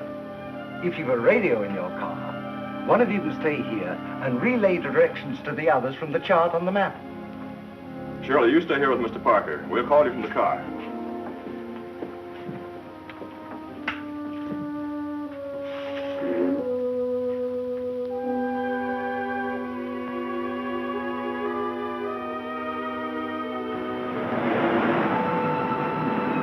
Hello, Shirley. This is Kirby Walsh calling. Where are you? On Main Street, moving toward the Bay District. They're still heading in that direction.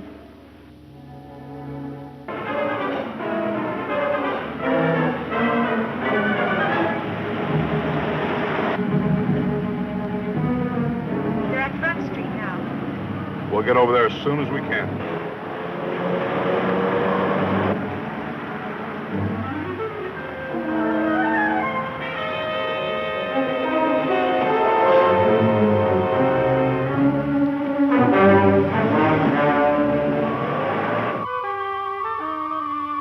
They stopped on the 500 block Front Street, but they're on their way again.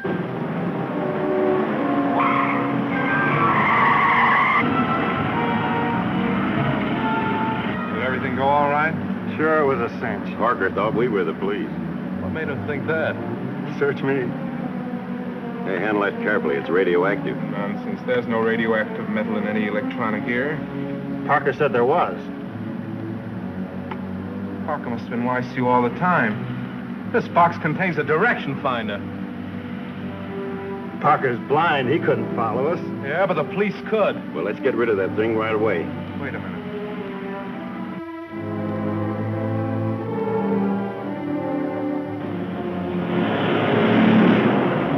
How long would it take you to drive out through the High Tower Road? About 20 minutes. What time does your watch say? 2:35. That agrees with mine.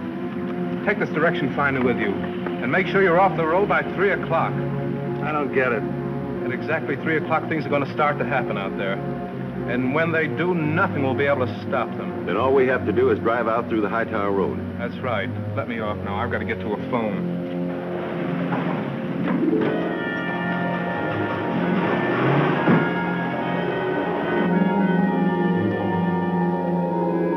They're still on the move. Which way now? North on Garfield, heading toward the open country. We'll head for Garfield and go north. They turned off Garfield onto the High Tower Road. So will we.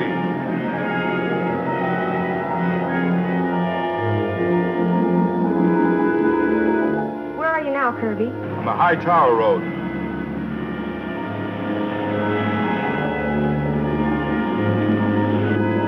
We're off the High Tower Road at 2:59. Is anyone following us?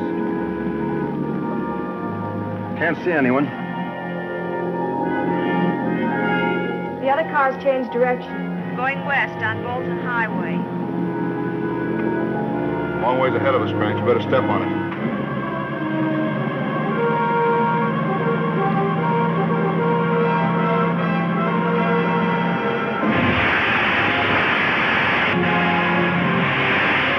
What did that? Your guess is as good as mine.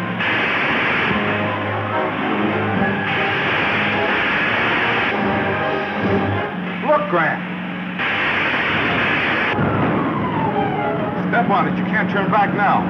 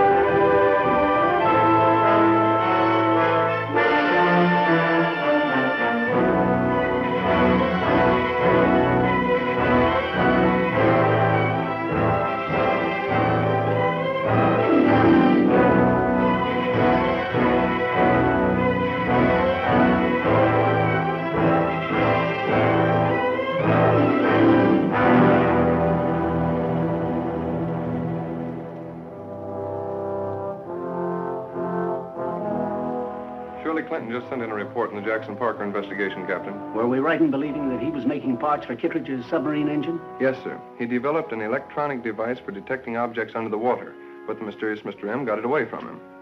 Another lead gone, eh? Not quite, sir. Parker is blind and thought at first M's men were from the police. but he later became suspicious and set a trap for them. What sort of a trap? He put the electronic device in a small box that is a direction finder attached to a receiver in his workshop. And Shirley is directing Grant and Kirby by shortwave to where M's men are going. Right, sir.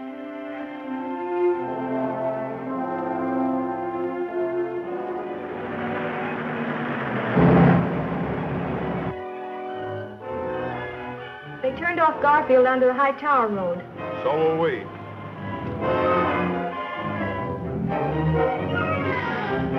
Where are you now, Kirby? On the High Tower Road.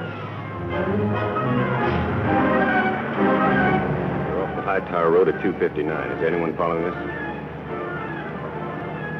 Can't see anyone. The other cars changed direction. Going west on Bolton Highway. Long ways ahead of us, Grant. You better step on it.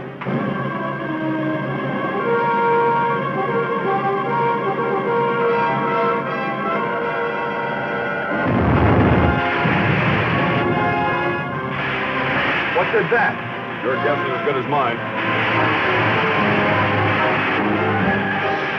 Step on it. You can't turn back now.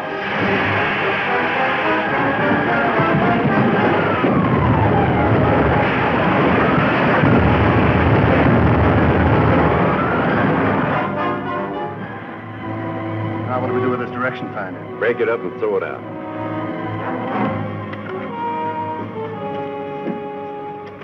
Come on, Kirby. Snap out of it. What hit us? We just missed getting 150,000 volts. Calling Kirby Walsh. Come in, please. Urgent. Hello, Shirley. This is Grant. Grant, the direction finder stopped operating. Yeah, so have we. What do you mean? The high-tension wires and towers fell out here. Notify the power company to send a repair crew. Are you both all right? Yes, we're all right. Well, the direction finder's all washed up.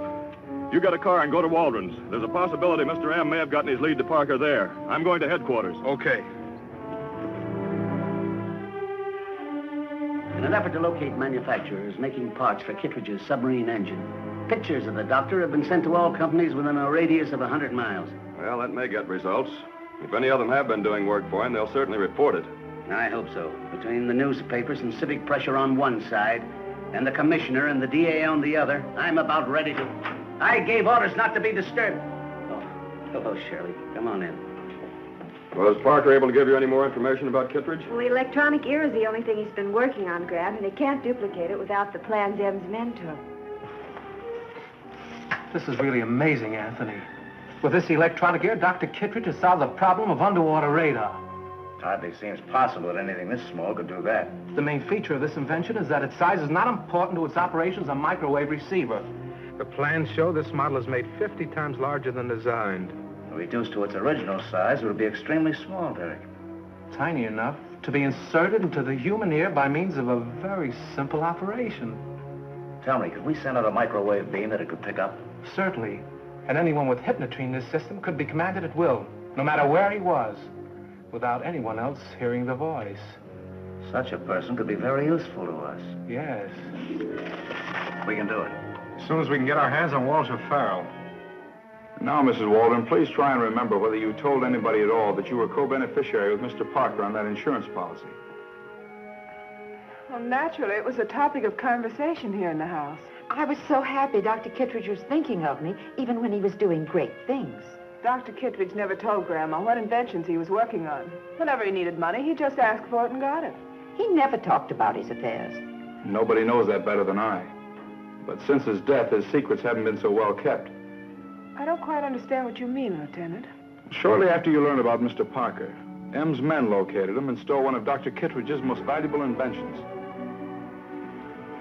Grandma, I think the police should be told about Crandall.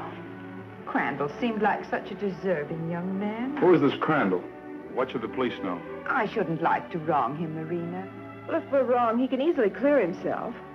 Perhaps. Crandall was our chauffeur. Was? He left without saying a word. When?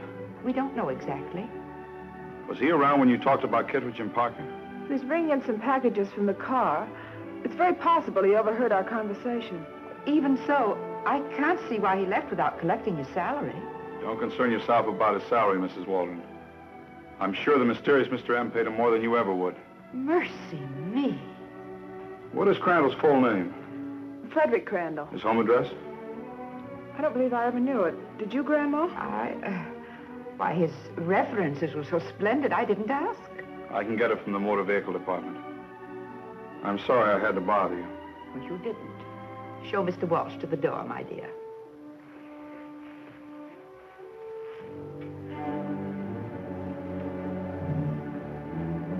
The Waldrons gave me a lead on a chauffeur named Crandall who quit them in a hurry. I've checked with the Department of Motor Vehicles and he isn't registered. Phony name, eh? Not a bad lead. What are you going to do about it?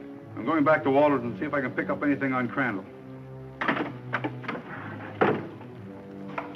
This one came by special messenger. By following my instructions, you obtained the Kittredge electronic ear. Kirby Walsh is about to visit you again alone. Use Hypnotrine on him. Have Walsh remove Grant Farrell. Disobey, and I'll tell the police what I know. Your make-believe Mr. M is now real and mysterious, because I am he. There's our greatest danger, not Kirby Walsh. Just because someone moves in on a scheme that we were clever enough to set up, doesn't mean he's going to get away with it. So far, he has, Anthony. And what he knows about us doesn't help any. I'll say it hasn't. He knows that Anthony Waldron is not dead as the police believe. That we're keeping Grandma our virtual prisoner, and that we're after the Kittredge submarine engine. Our only chance is to stick together. Get him at the showdown before he gets us. Play it again. I want to listen to that voice. This is the first time Mr. M hasn't whispered. I'm going down below. Play it again.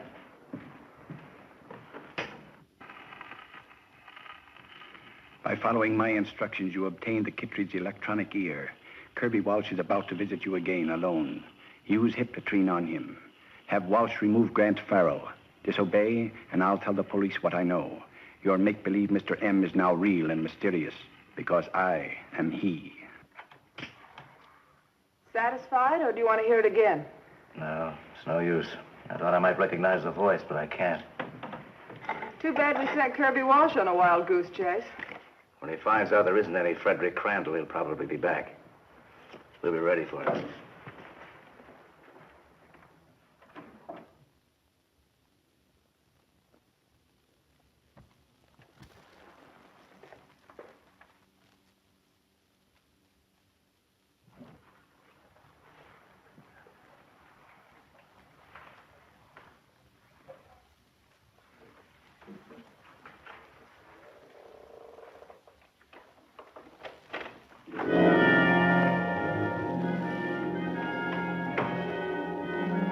Where's the man you were talking to? Are you crazy? Yeah, like a fox.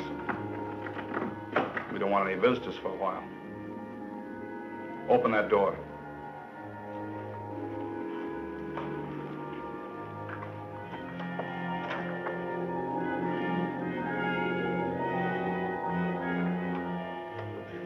You must have been dreaming. Dreaming or not, the conversation was real interesting. Is that another closet? No, that's Grandma Waldron's bedroom.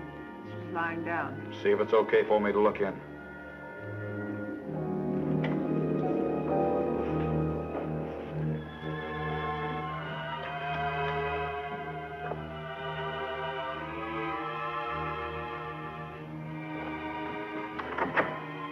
Well, are you convinced now that you made a mistake? I heard the voice of the mysterious Mr. M.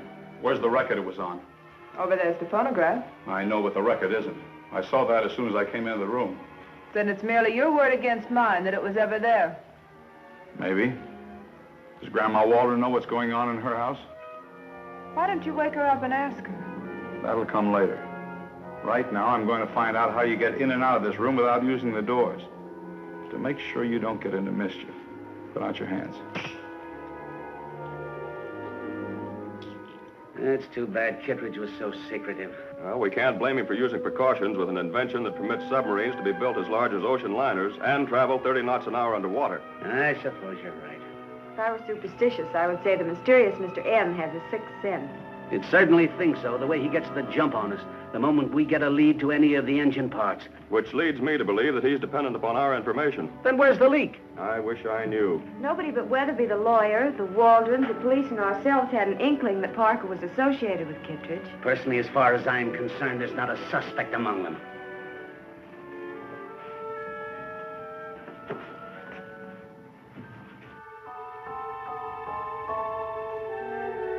Marina's signaling. Go on up and see what she wants.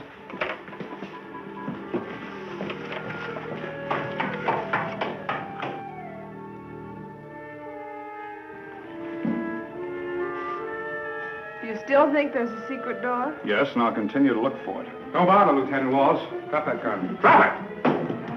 How did you get in here, Marina? Somebody left the front door open and I walked in. What a setup you got here, Derek. You're going to see a lot more of it.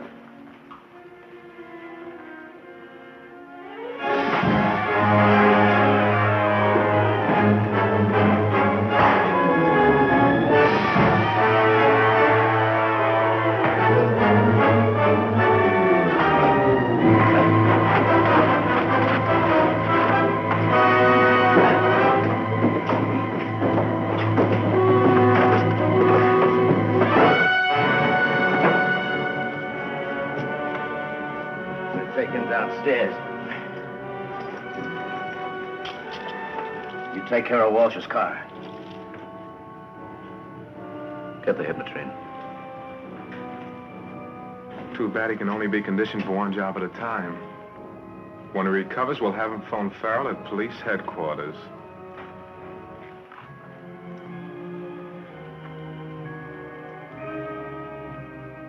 Transmetals Incorporated never saw Kittredge.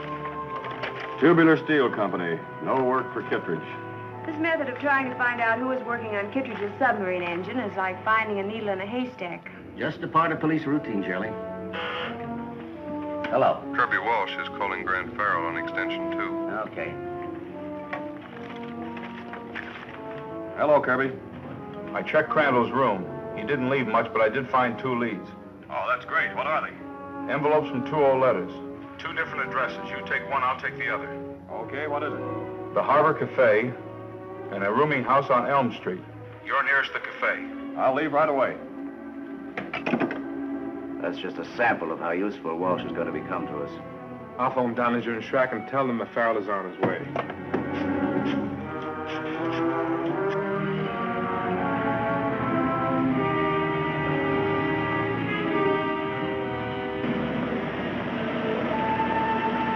That's Farrell, and he's getting out of his car. Get him as he crosses the sidewalk.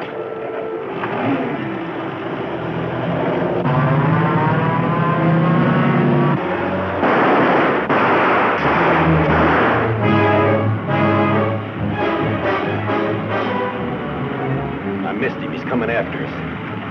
I'll shake him.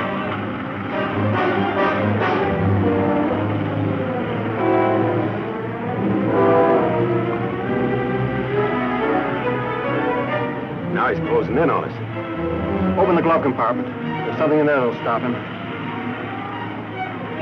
As soon as I make this next turn, toss a couple of them out on the street.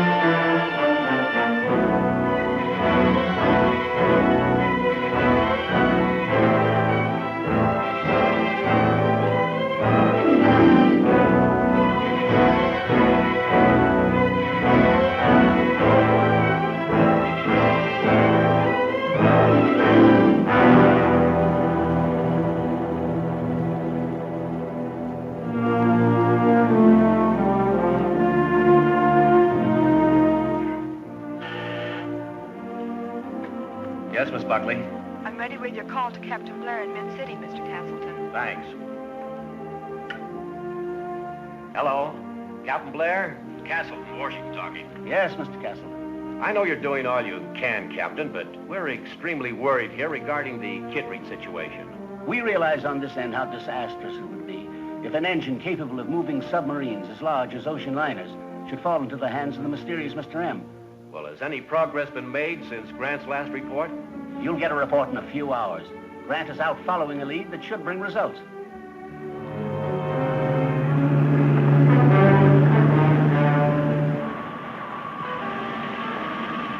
That's Farrell. He's getting out of his car. Get him as he crosses the sidewalk.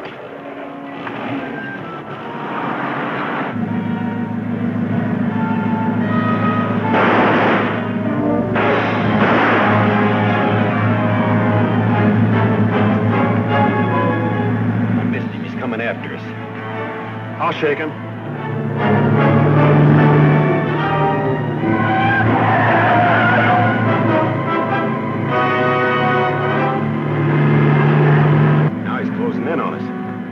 Open the glove compartment.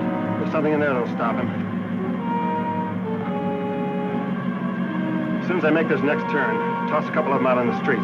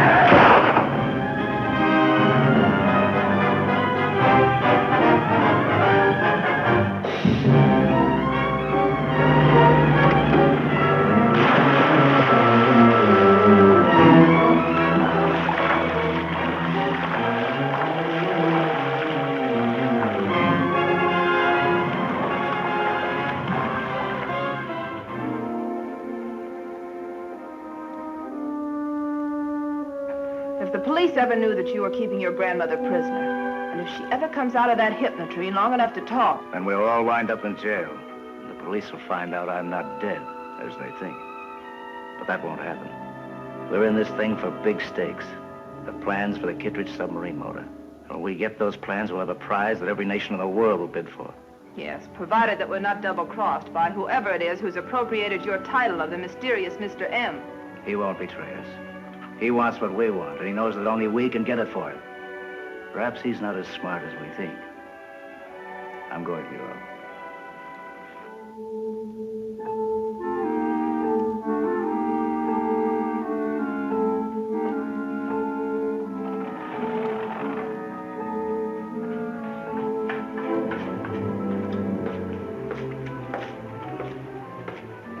Hello, Derek.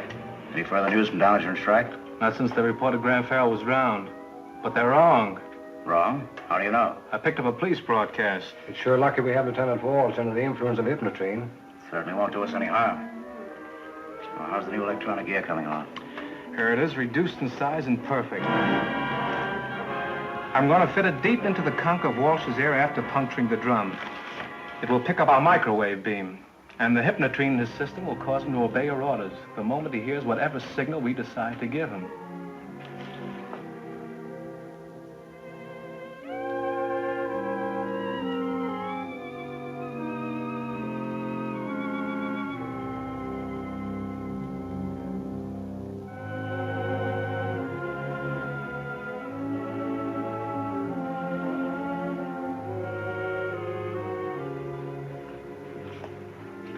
How'd it go? Fine. His ear will look and feel normal. But when you contact him by microwave, your voice will throw him into a hypnotic condition. Let's make a test. I use a frequency of 0.5 meter.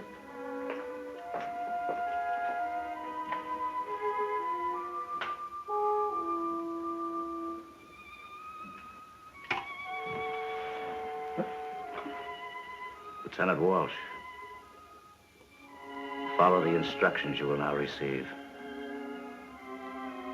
Get up. Come to me.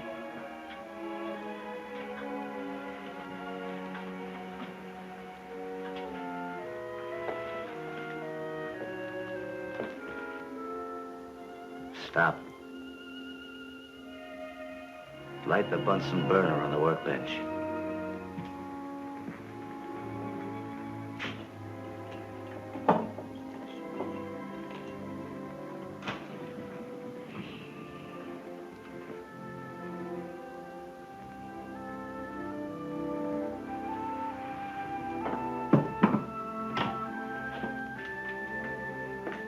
It works.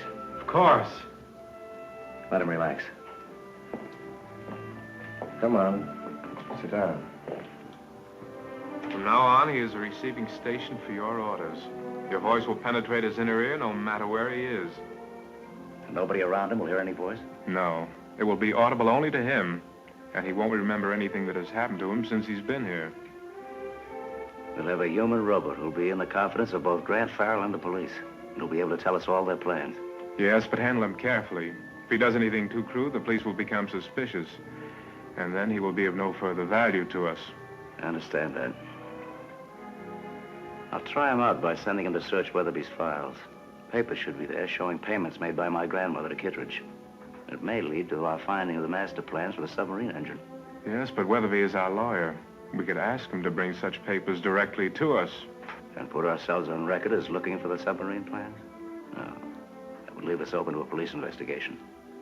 This way, we won't be showing our hands. You're absolutely right. You heard what we just said? Yes. I want you to drive at once to Weatherby's home. And when you get there...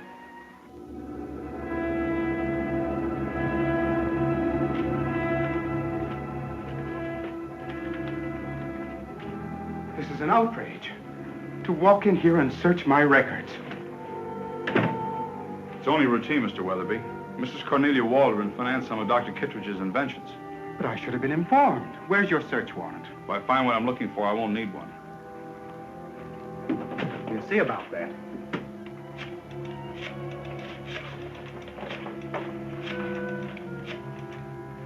Police headquarters?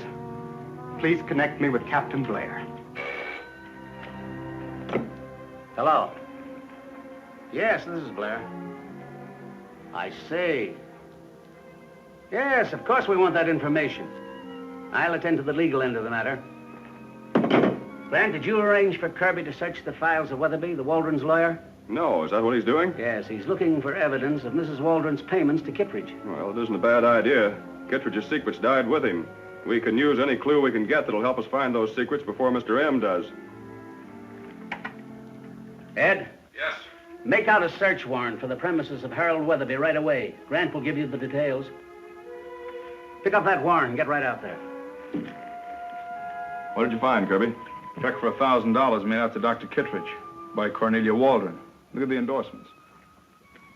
Endorsed by Kittredge, and by Charles Fletcher, and then by the United Insurance Company. Say, this looks like an important clue. But why did Kittredge turn this $1,000 over to Fletcher? What did Fletcher pay insurance on, and who is he? Never heard of him. Well, United's the company Shirley works for. I'll phone her to meet us at headquarters with any information she could pick up on this payment by Fletcher. Maybe this time we can beat Mr. M to a real lead.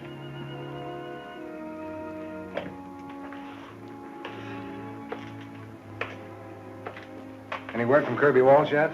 No. On the record from M? Yes, I found it in my car in the garage.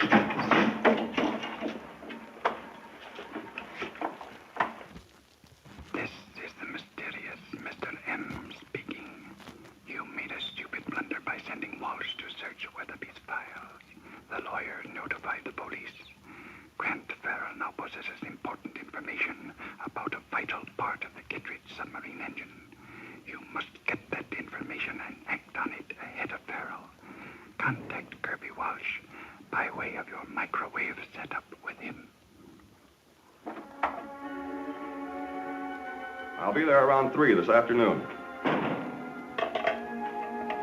Well, Captain, we finally located Charles Fletcher. Give it to me fast. I've got to go back into conference with the commissioner. I found my company insured the Fletcher machine shop. The address given is Silver Falls. We teletyped the Silver Falls police and learned that Fletcher had retired but was living in Glenwood. That's 200 miles north of here.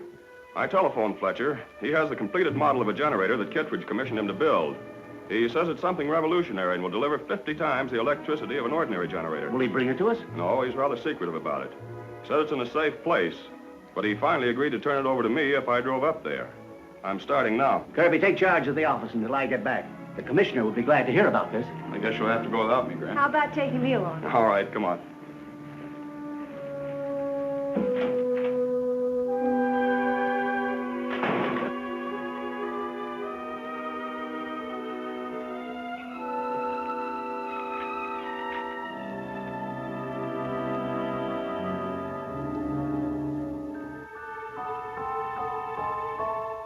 Telephone me if you're alone. Otherwise, go to a pay station and call me. You've got the number.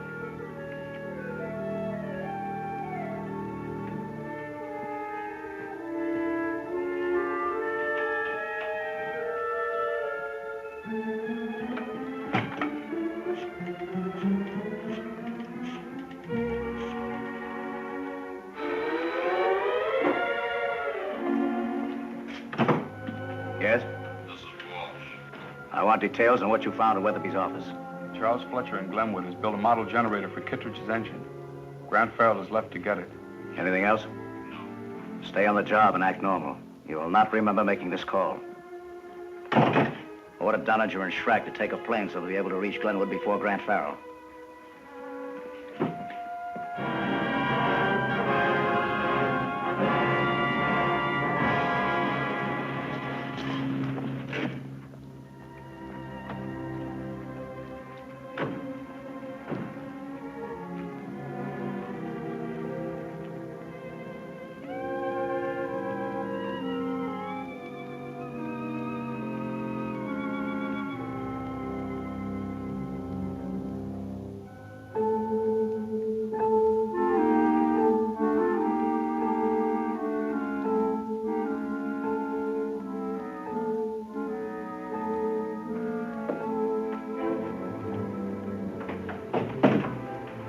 Funny no one answered the door.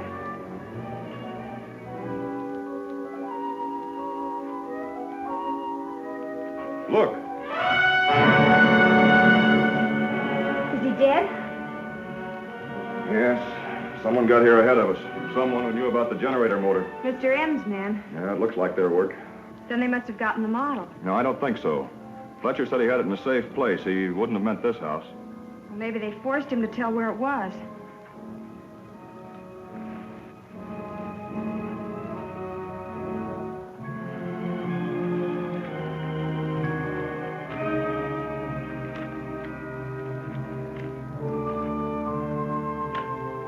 Something they overlooked. I think it's the key to this puzzle. What is it? Claim check for a bag left at the Glenwood bus terminal. That must be the safe place Fletcher meant. We'll go right down there. I'll take that ticket.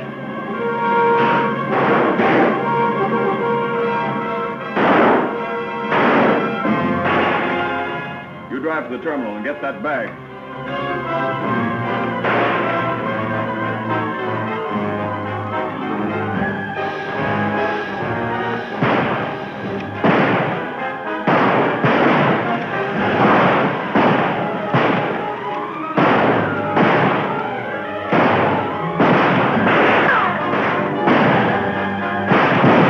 Just drove away. She's heading for the bus terminal.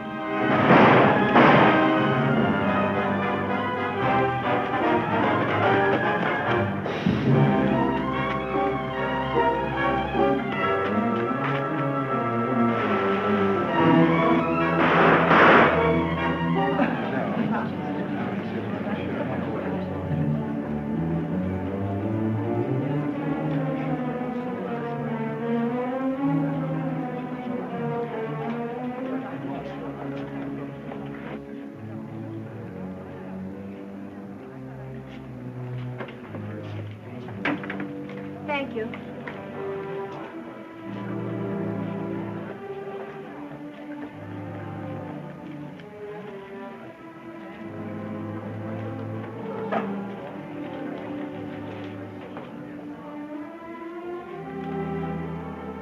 There she is.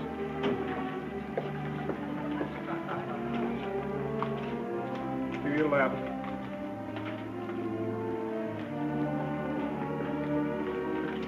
Where are your tickets, please? She made it. We followed the bus. In that rental car? Why not? Farrell will have a dragnet out for it. Let's take the plane. That's our best chance.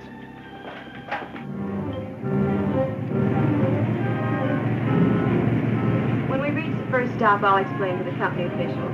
I'm sure my commandeering the bus this way won't reflect on you. We're always glad to cooperate with authorities, Miss Clinton.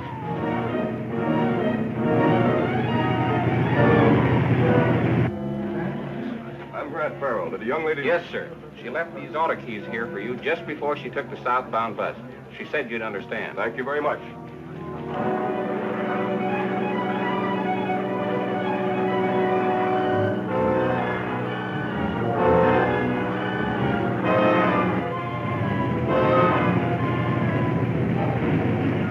We seem to have the road pretty much to ourselves.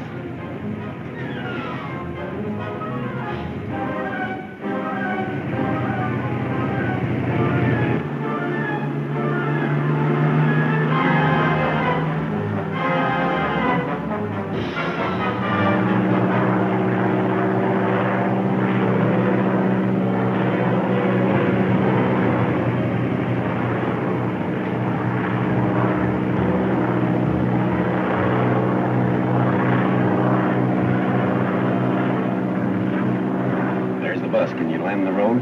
I think I can make it.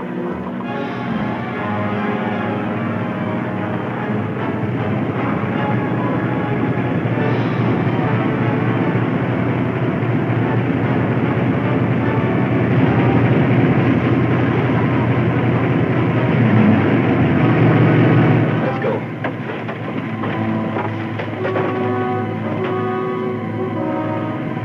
Look out!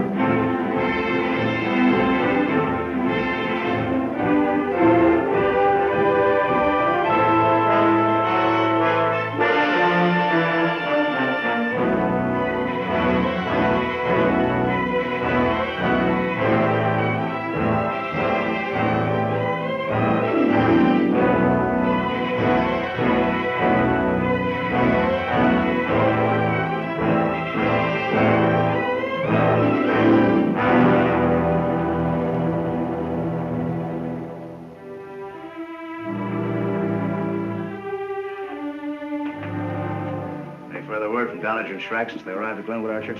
Dollars are just radio. That Shirley Clinton, with the help of Grant Farrell, got the generator for the Kittredge submarine engine. How could that happen? Farrell and the girl went by automobile. Dollinger and Schrack went by plane. There was a shooting scrap at Fletcher's. Farrell delayed them while Shirley Clinton picked up the generator from a locker at the bus station. Where are Dollinger and Schrack now?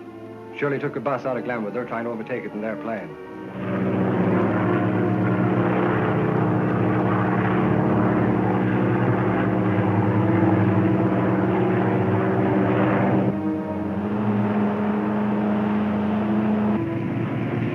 The road pretty much to ourselves.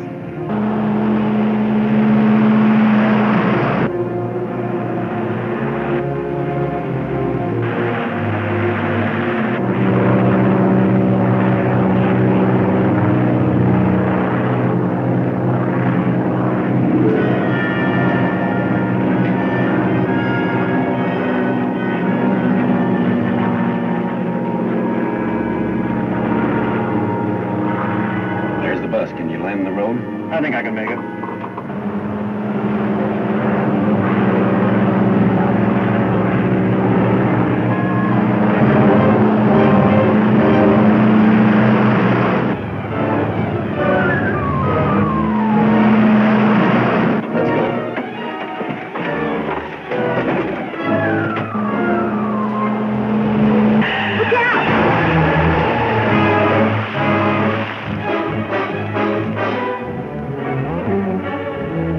Cover me. I'll get the bag from the bus.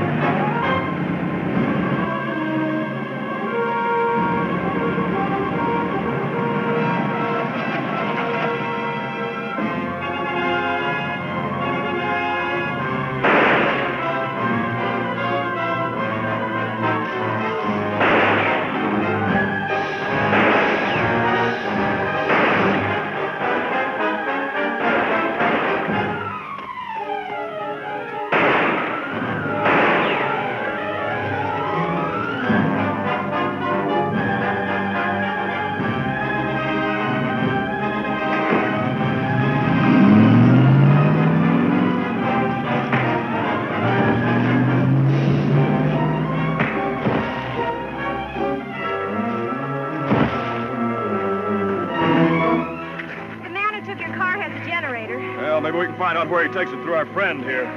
Where's the bus driver? In the bus, his leg is broken. Well, we'll stop the first car that comes along, take him into town with us.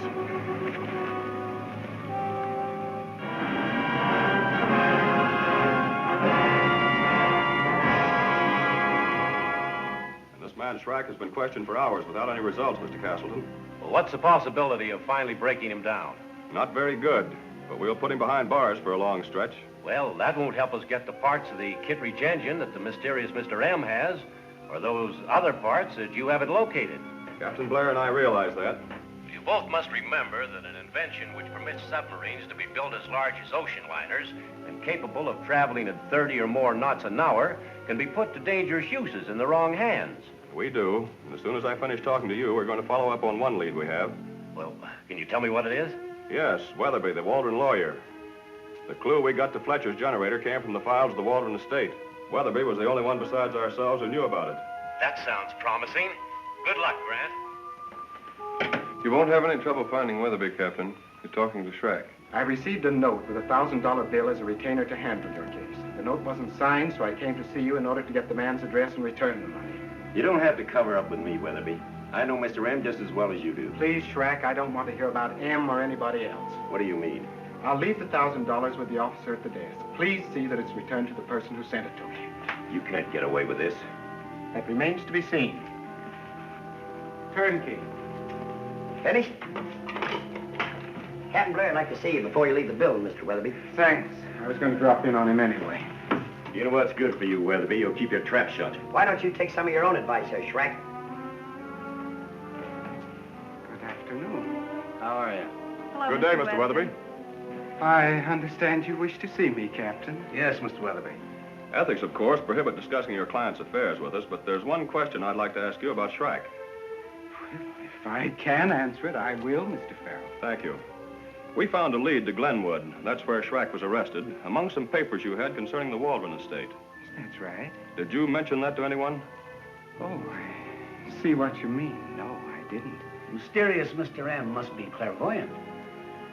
Well, you mean he knew about Fletcher and Kittredge's generator? Knew about it. He got it. Well, just to keep the record straight, I refuse to represent Shrek in spite of his threats about what Mr. M would do to me. Who arranged for you to defend Shrek? I received an anonymous note. The enclosed $1,000 bill is a retainer to represent William Shrek. Please contact him at once to the city jail. The money is now with the officer at the desk downstairs to be returned when called for. Strange that among all the lawyers in the city, you were the one selected, Mr. Weatherby. Coincidence, nothing else. Well, I admire the stand you've taken, but you've certainly placed yourself in a dangerous position. Some other attorney will be engaged, and that'll be the end of it as far as I'm concerned, Miss Clinton. If not, will you notify us immediately? Why, certainly. Anything else you wanted to ask me? No, I guess not. Sorry to have troubled you. Oh, no trouble at all. Well, good day. Weatherby, eh? Have him up on the carpet? Sort of. Judging from M's past performance, he won't take Weatherby's refusal to defend Shrike lightly. Want me to have someone tail Weatherby? No, Kirby and I'll do that. I'm not at all convinced he's in the clear. Good idea. Will someone let me in on this? I'll tell you what happened on the way.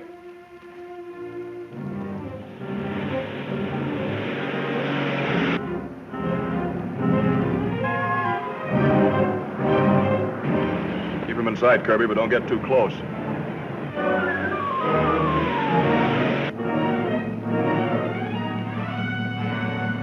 Keep your hands on the wheel and your eyes on the road, Weatherby, and you'll be all right. I said keep your eyes on the road. Who are you, and what do you want? My name wouldn't mean a thing to you, but Mr. M would like some information. Mr. M? About Shrek? Yeah. What do you have to say? I didn't let him do any talking. Why not? You have to rig a story between you to get him out. I'm not having anything to do with him.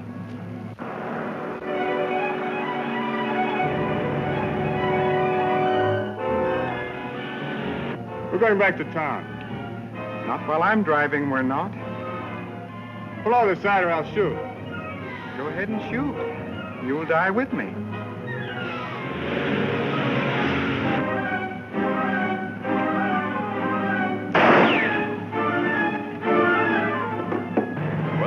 faster. Catch him.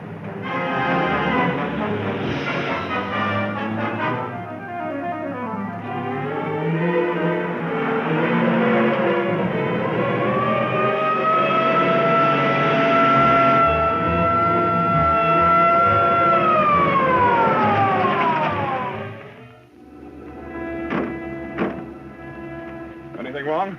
I just shot a man. He's back there.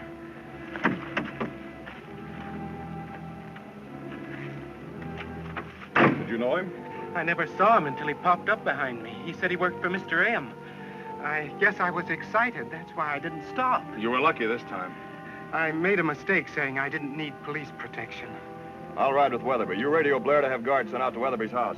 We'll make it so tough Mr. M won't be able to get within miles of you.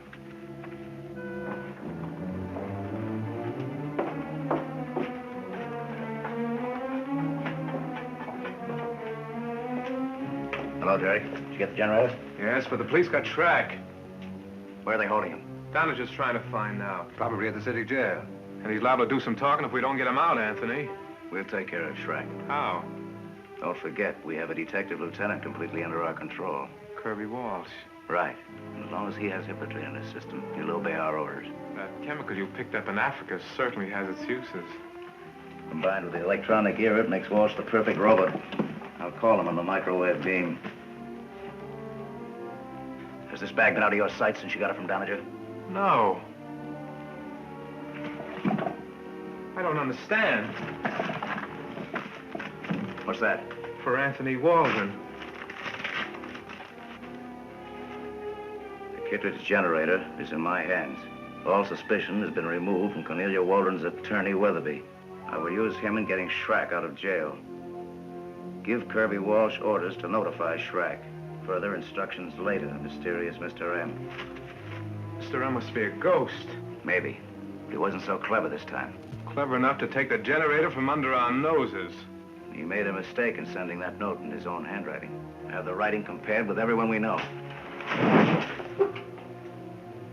The man's uncanny. He knew what we would try to do. Smartest people make mistakes. We made one in letting him find out what we were doing. The time will come when he'll make one. In the meantime, do we have to do as he says? We'd be foolish not to. The fortune involved in the Kittredge submarine engine. Archer, call Kirby Walsh on the microwave beam.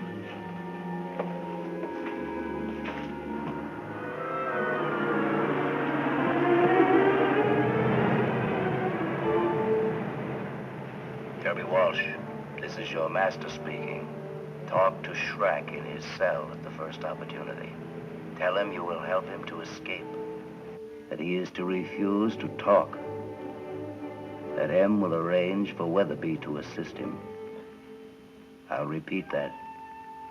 Tell Shrek he will be helped to escape by you and Weatherby. Grant Farrell or Captain Blair, please. This is Farrell speaking. This is Weatherby. I've received a death threat from the mysterious Mr. M. How, by phone? No, a note. It burst into flames after I'd read it. Was Shrek mentioned in it? Yes, I'm to wait here until Shrek is brought to me. If that isn't done by midnight, M said I would die. Are the police guards still around your house? I think so. Well, more men will be sent out. Just obey M's orders, and rest assured nothing will happen to you. What do you make of that, Grant? Evidently some kind of a plan to free Shrek. I don't know how this record got into my office, Captain, but it's from the mysterious Mr. M. Captain Blair, this is a very important record. Play it immediately. The mysterious Mr. M.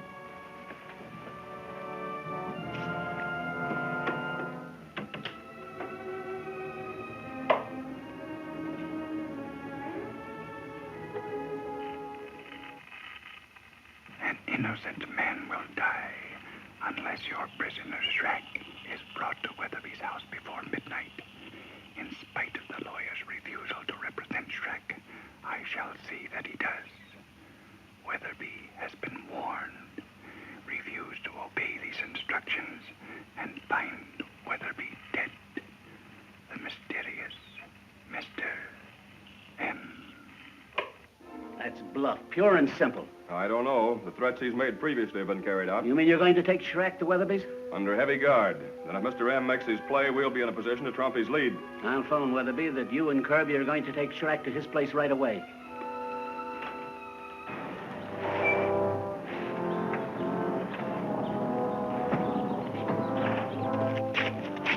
the guards arrived, Ropey? Yes, sir.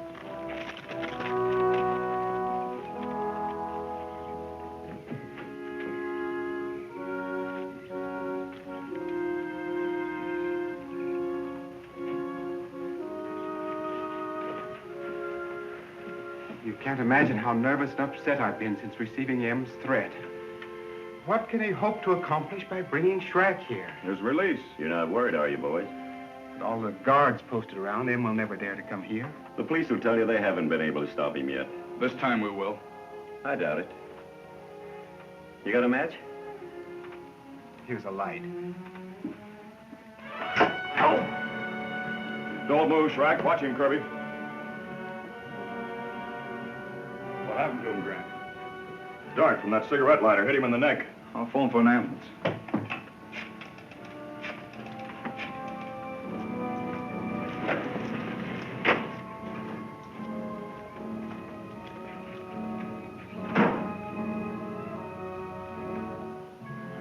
How is he, Grant? That's hard to tell. He doesn't seem any worse than when he was first hit with the dart. Someone must have switched this lighter with one Weatherby had. You can't blame that on me.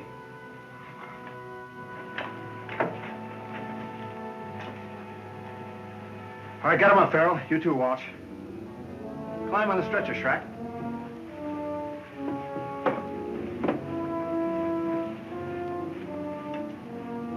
They're gonna pass us through the police, Kirby.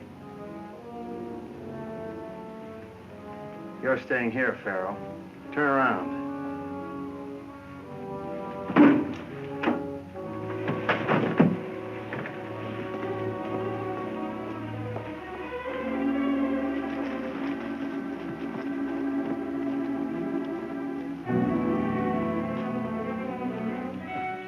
Who's been hurt? Weatherby. Tell the guards to stop anybody they see on the place. Right.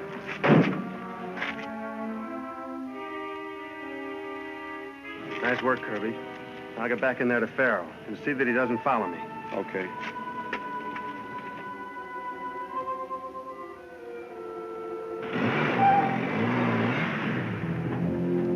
Kirby, follow that ambulance! Stay where you are, Grant.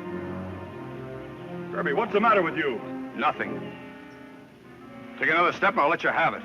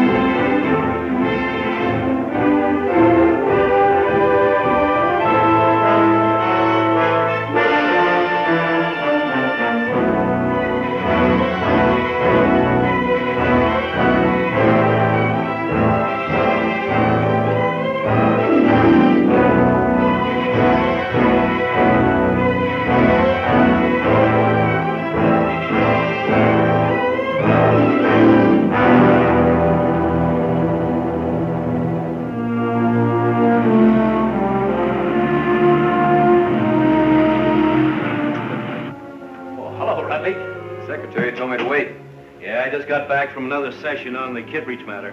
I suppose everybody's demanding action. Yes, they're all on pins and needles since they learned the true value of the doctor's invention. Well, a submarine engine that enables underwater travel with bigger and faster ships in the present day surface craft is something to get excited about. It's too bad Kittredge's anxiety for secrecy let him distribute the various parts to different manufacturers. So, yes, Miss Buckby.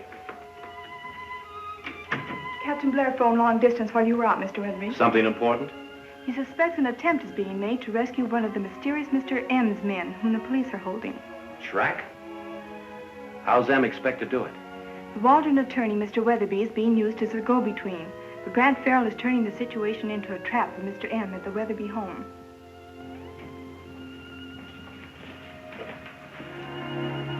You can't imagine how nervous and upset I've been since receiving M's threat. What can he hope to accomplish by bringing Shrek here? His release. You're not worried, are you, boys? all the guards posted around, M will never dare to come here. The police will tell you they haven't been able to stop him yet. This time we will. I doubt it. You got a match? Here's a light. Don't move, Shrek. Watch him, Kirby. What happened to him, Grant? Dart from that cigarette lighter hit him in the neck. I'll phone for an ambulance.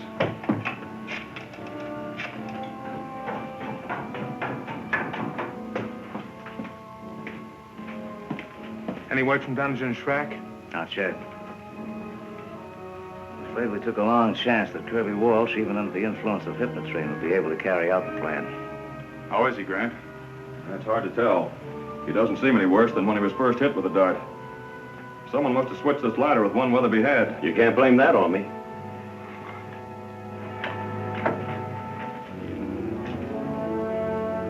All right, get him up, Farrell. You too, Walsh. Climb on the stretcher, Shrek.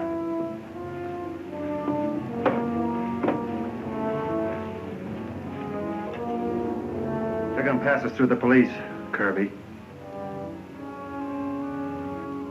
You're staying here, Farrell. Turn around.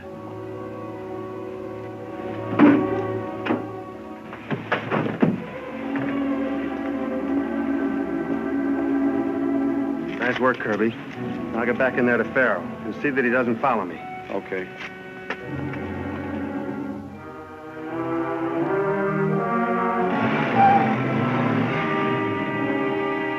Kirby, call that ambulance! Stay where you are, Grant.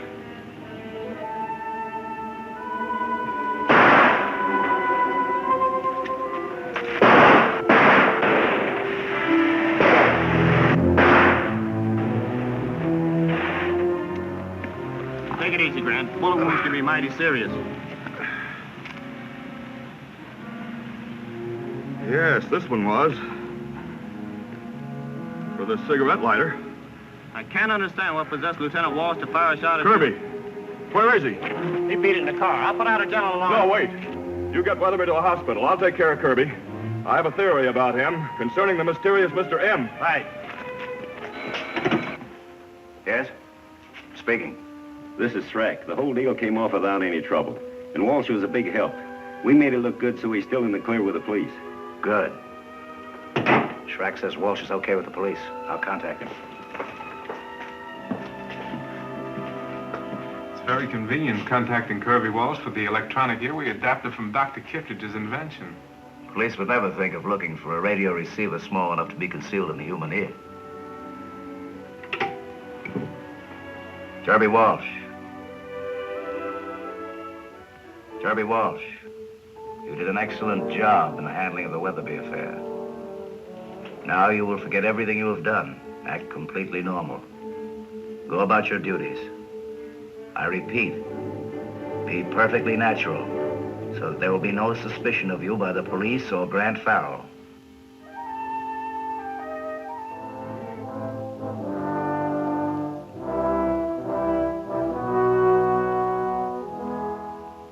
While the dart from the cigarette lighter was poisoned, the doctors got to Weatherby in time with an effective antidote. I'm still pretty much confused about what happened at Weatherby's house, Grant. No more so than I am. Beyond me why Kirby Walsh would want to kill you. Oh, he must have mistaken Grant for one of M's men. If that was so, he would have reported in by now. Grant, you can't believe Kirby deliberately shot at you. There's no doubt about it. He did. You don't mean he's working for M? Why not let me send out a general alarm for Kirby? If Kirby is connected in any way with Mr. M, it's better we keep our suspicions to ourselves for the time being. So M won't get wind of him. Yes. We'll have to depend on the special detail. They'll find Kirby before long.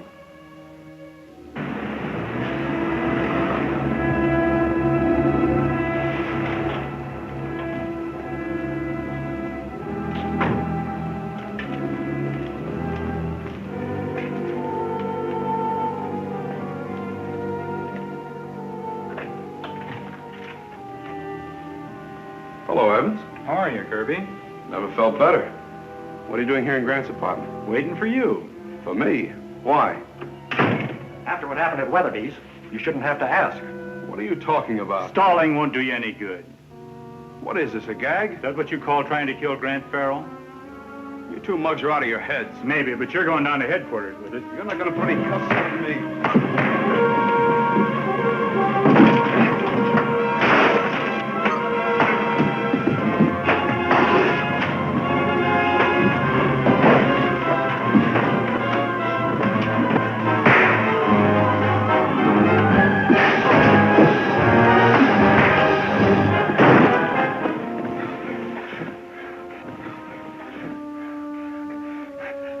pretty badly hurt. His head hit the desk. We'll get him to the hospital. Grant could question him there. Okay.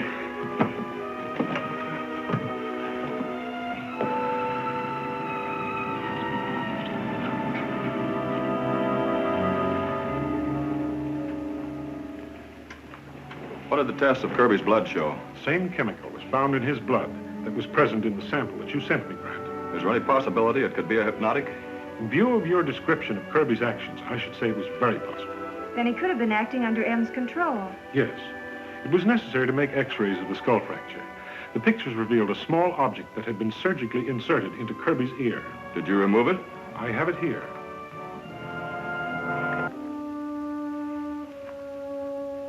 Eardrum. Electronic ear. I wonder if there's any connection. With what?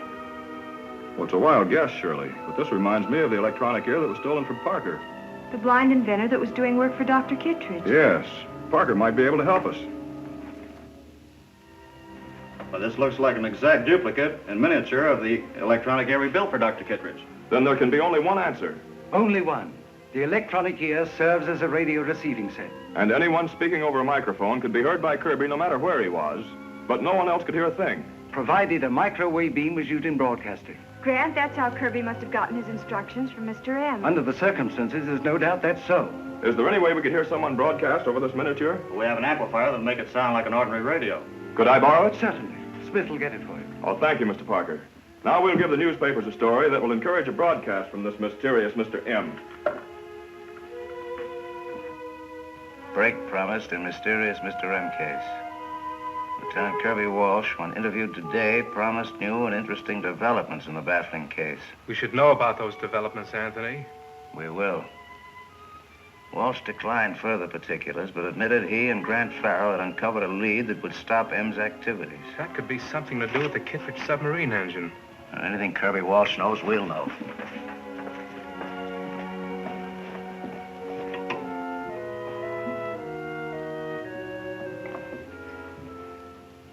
Calling Kirby Walsh. Calling Kirby Walsh. Listen carefully. Contact me as soon as you are alone on a radio wavelength of 12 meters. Change your police car radio to operate on this wavelength. I have some important questions I want answered. Remember, contact me as soon as you are unobserved. Do not fail in this. That is all. Your newspaper story certainly did the trick, Grant. There's no doubt now. M figures he has Kirby in his power. I wish we could have had Kirby here. He might have recognized the voice. Well, in that case, he'd have to obey. As it is, he'll do what we want, our way. You should have set a definite time for Walsh to call. That'll be too dangerous. He must be free to broadcast when he's alone. Well, that means we'll be stuck here until we hear from him. It means you will be. I have some important business to attend to.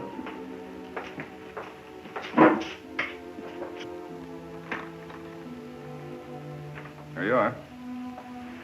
When you throw that switch, we're on the air. You tell me when. I can say this, Grant, but you're putting yourself in an awful spot. That's the only way I can figure to catch up with them. But why do I have to be out of the running at a time like this? Look, you've done plenty. You've already been closer to M than any of us. Yeah, if I can only remember. In trying to trap M, I may find out what happened to you firsthand. Let's get on with the broadcast. You ready? Kirby Walsh calling. Kirby Walsh calling. Over. Go ahead, Walsh. Give me the information you have. We've located a model of a motor block for Dr. Kittredge's submarine engine. Where is it? Being shipped by truck to a government warehouse unescorted to avoid suspicion that it's valuable. What route is the truck taking? Highway 6 to County Road Fork, then south. The truck will leave the city here at 2 o'clock sharp. Okay, thanks. I hope that gets results. Well, if I'm going to be a stand-in for a motor block, I'd better get moving. Good luck, Grant. There goes a great guy. I won't argue with you about that. Hello, Schrack. This is Derek Lamont. There's an important job to be done. I'll meet you in Doniger in 15 minutes. That's right. Anthony's orders.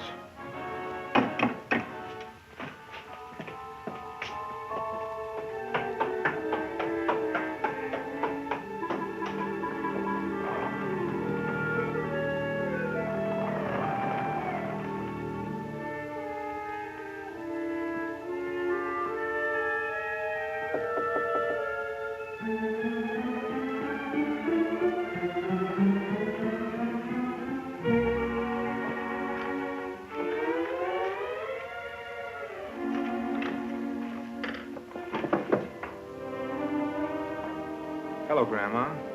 Marina and I have had the most delightful drive, Derek. We're going to do it more often, darling. It's good for you. But now I think you'd better lie down and rest. I'll lie down in here. It's quieter in your own room.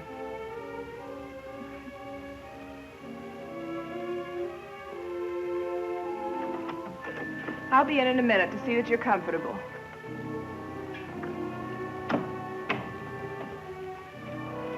How is she? Fine. The hypnotrine injections make her docile as a lamb. She obeys orders like a child. Her obedience makes it very convenient for us. Derek, you aren't here to talk about Grandma. What's on your mind? Marina, you and I have taken all we're going to take from Anthony Waldron. You know something I don't. What is it? A chance for us to sit in the driver's seat instead of Anthony. But you'll never get away with double-crossing Anthony. He knows nothing about it. Maybe not. But what about the real Mr. M? The unknown person who controls even Anthony? I'm not worried about him. In a few hours, I'll be taking off from the Canyon Airport with a model of Kittredge's submarine engine. Derek, if you get that, then you can really dictate terms. When Anthony asks about me, you haven't seen me. Fine.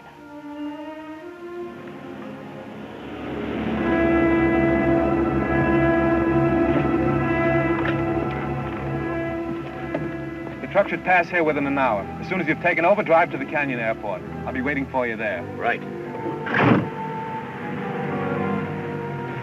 I wonder if he's Mr. M.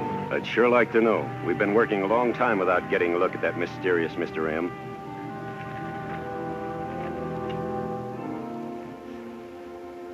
I left Derek with definite instructions to stay in the laboratory. Where is he? I don't know. See who that is. Hello? It's Mr. M. Yes? Anthony Waldron, the mysterious Mr. M, has learned Derek is double-crossing you. His sister can give you all the details. Make certain she does. So Derek is double-crossing me, and you know all about it. No, I don't know anything. Where is he? What's he up to? Answer me. All right, all right. He's after a part of the Kittredge submarine engine on Highway 6. He's going to the Canyon Airport.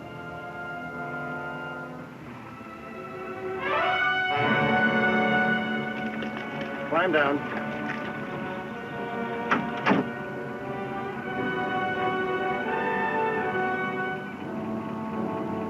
It's in the truck. Let's go. Now, if you feel like calling the police, there's a telephone back there about 10 miles. Get those signs off the road. Come on.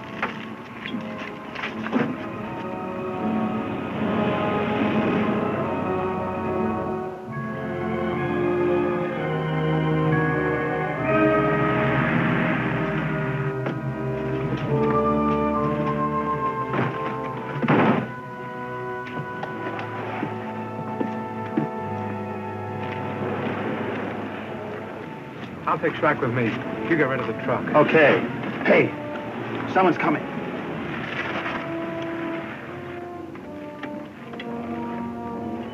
It's Anthony. It's Mr. M. Oh, so that's the big shot. Wait here. Sure a load off my mind to see you. It is. Marina must have told you where to find me. She did. I thought for once we'd get away with something without Mr. M finding out. There wasn't time to tell you, so I figured I'd fly the model of the engine block to a safe place and tell you about it later. It's already aboard the plane, in the large box.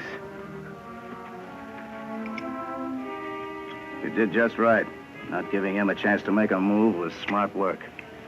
But I'll fly the box to a safe place. You take the car back to town. Sure, Anthony. I'll be glad to.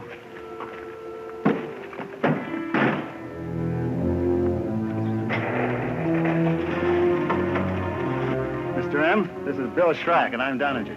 We're sure glad to finally meet up with you. Which one of you's coming with me? I am.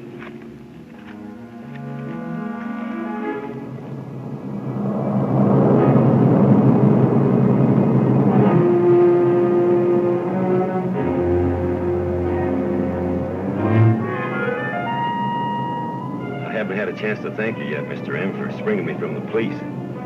As long as you prove valuable to me, you'll be taken care of. Imagine me sitting here talking to the mysterious Mr. M. Say, I bet there's not a half a dozen people know what you look like.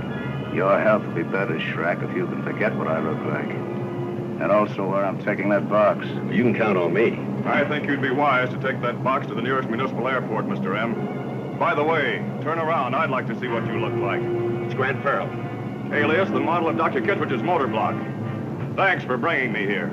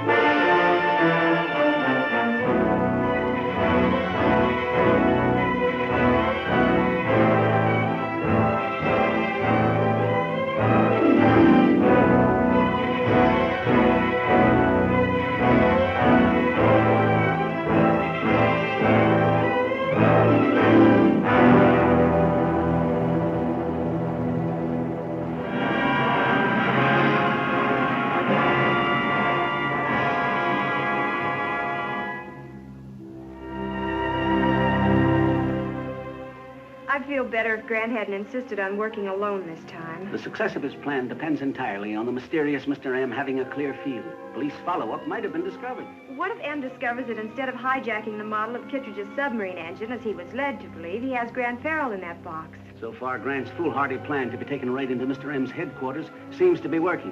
But I'd give a half a year's pay to know where that box is right now. I haven't had a chance to thank you yet, Mr. M, for springing me from the police. As long as you prove valuable to me, you'll be taken care of. Imagine me sitting here talking to the mysterious Mr. M. Say, I bet there's not a half a dozen people know what you look like. Your health will be better, Shrek, if you can forget what I look like. And also where I'm taking that box. Well, you can count on me. I think you'd be wise to take that box to the nearest municipal airport, Mr. M. By the way, turn around. I'd like to see what you look like. It's Grant Farrell. Alias, the model of Dr. Kittredge's motor block. Thanks for bringing me here.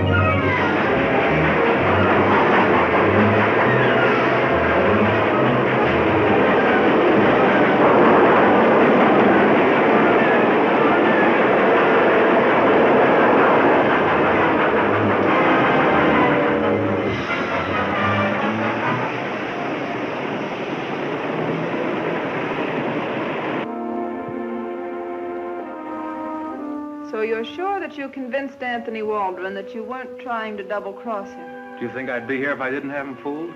I told him I was trying to keep the real Mr. M from getting the model of the Kittredge submarine engine. I hope you're right. Look, Marina, playing along with Anthony is the only way we can get the upper hand. Well, that signal means he's back and wants to see you. I'll go right down.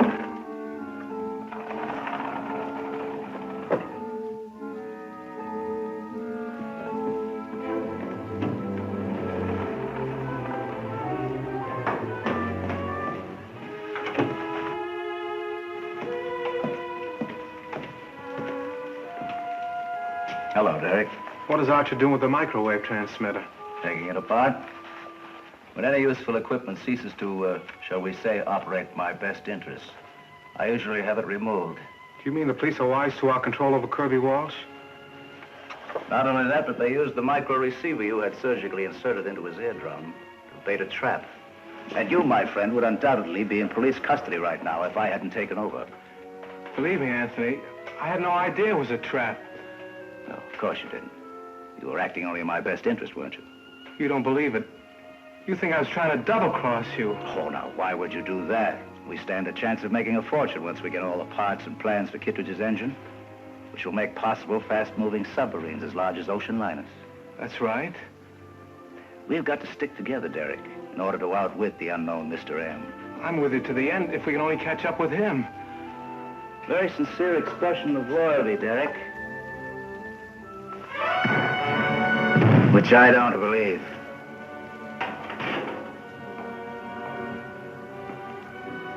I would have eliminated Derek permanently if I didn't have the alternative of injecting artificial obedience into him by means of hypnotream.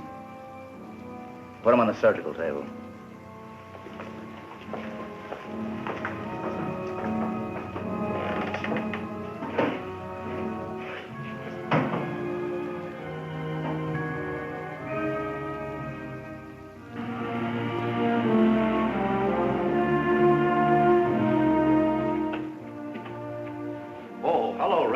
Hello, Captain. Meet Mr. Skinner. Glad to know you. Thanks. Mr. Skinner was sent to me from the patent office. We did some work for a certain party who's dropped out of sight. I was trying to locate him. That's why I came to Washington and inquired at the patent office. Did you bring the picture? Yes. Show it to Mr. Skinner.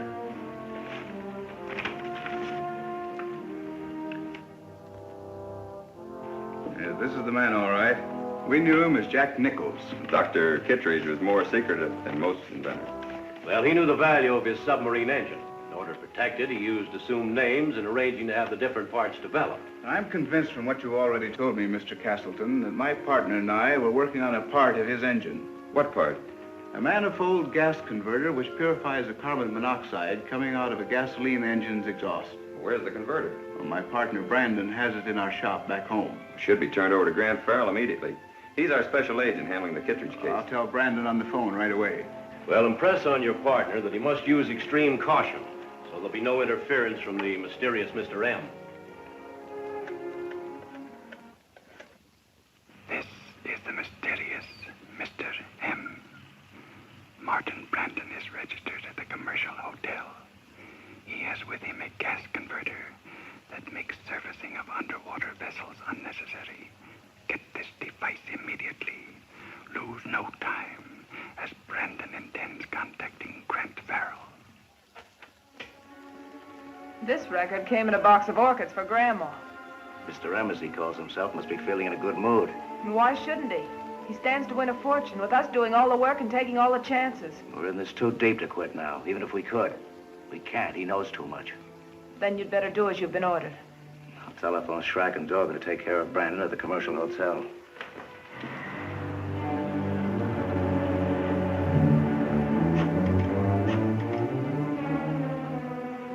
Captain Blair's office? Yes, Winthrop speaking. Grant Farrell, please. Who is this? Martin Brandon. Oh, yes, Mr. Brandon. Mr. Farrell's on his way over to the hotel. He should be there any minute. Oh, all right. I'll wait for him. Thank you.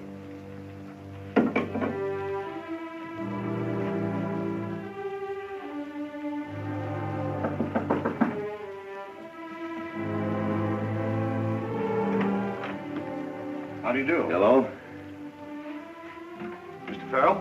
Well, yeah, some, Farrell. This is Mr. Dorgan, the man working with me. How do you do? You're Mr. Brandon, eh? That's right. It's too bad I didn't get you when I called Captain Blair's office. I could have saved you a trip out here. What do you mean? Well, I was a little nervous about that mysterious Mr. M. I had an expressman pick up the gas converter. I sent it to your apartment. Excuse me. Let that phone ring. Why? Because I tell you to.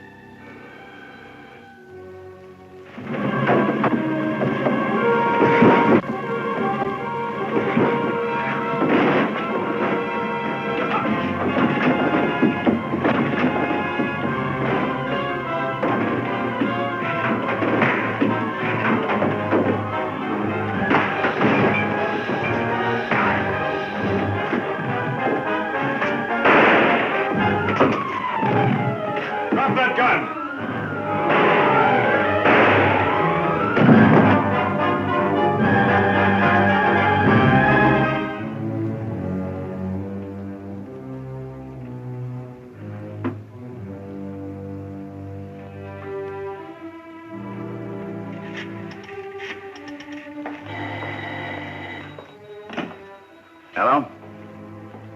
Yes, Shrek. All right, Shrek.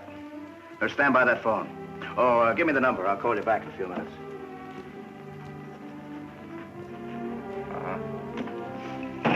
Shrek ran into trouble at the hotel. Did he get the gas converter? No, but he found out it was being shipped by express to Grant Farrell's apartment. Oh, that's a bad break. No, Farrell doesn't know about it yet, so it won't be too difficult to get. With the help of Hypnotrain, we can use Derek to keep Farrell away from his place. Bring Derek in here, Dutch.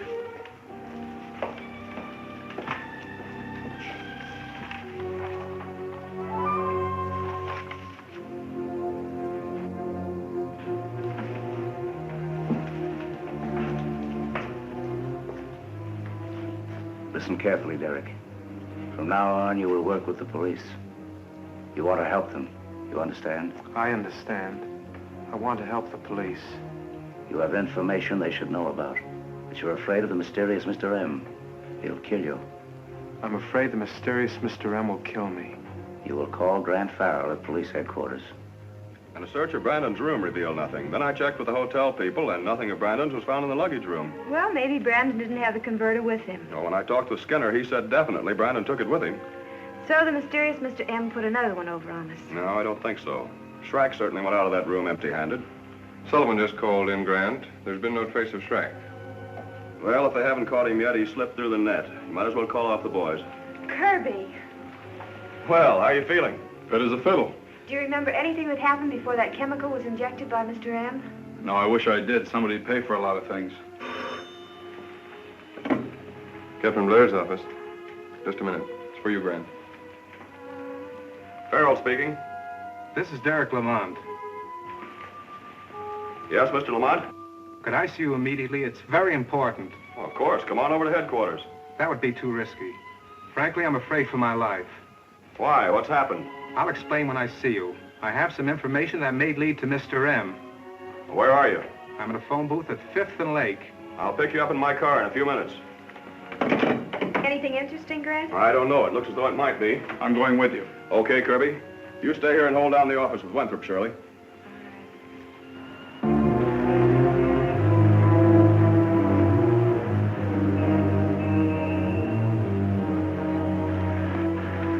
Let's get out of here fast. Up there. You think we can drive around until we make sure we're not being followed? Keep a lookout behind, Kirby. Right. That leaves us a clear field to Farrell's apartment. Yeah, we'll get over there right away.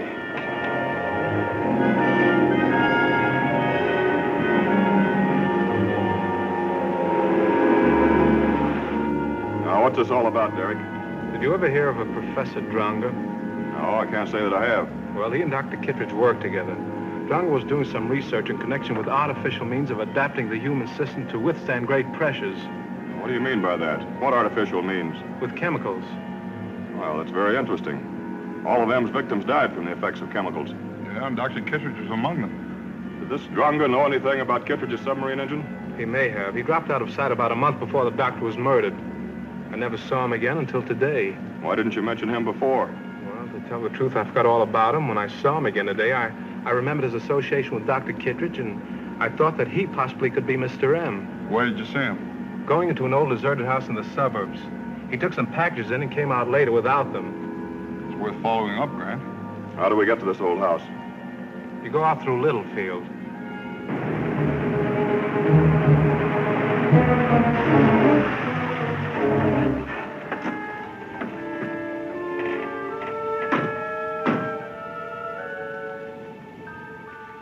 This is it. Kirby, you stay out here and cover for us while we go inside and investigate. Right, you better take this with you.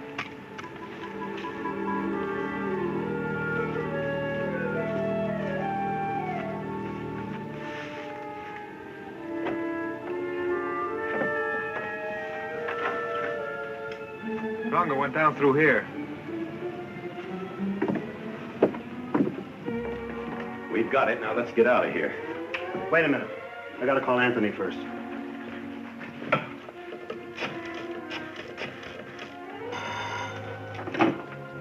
Hello? Yes. Good work, Donager. Take the package to your place and hold it till I call you. Everything's working out just as we planned. Donager and Schrack have the converter. What about Derek? He was picked up by Grant Farrell and Kirby Walsh. They should arrive at the deserted house any minute now. 10 o'clock, Derek will pay his debt for having double-crossed me. Grant Farrell and Kirby Walsh will be out of our way for good. Doesn't look like this place has been used in years. There's something hidden down here if we can only find it.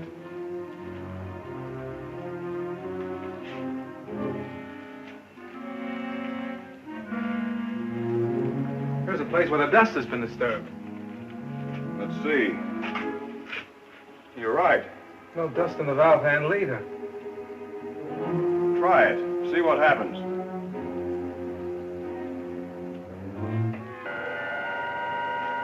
Oh, we're getting somewhere. Hold the light, I'll get the box.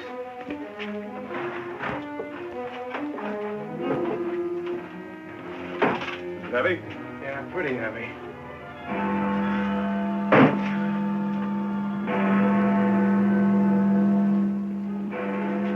What's that? The village clock striking 10. Yeah, so it is. Well, let's see what's in the box.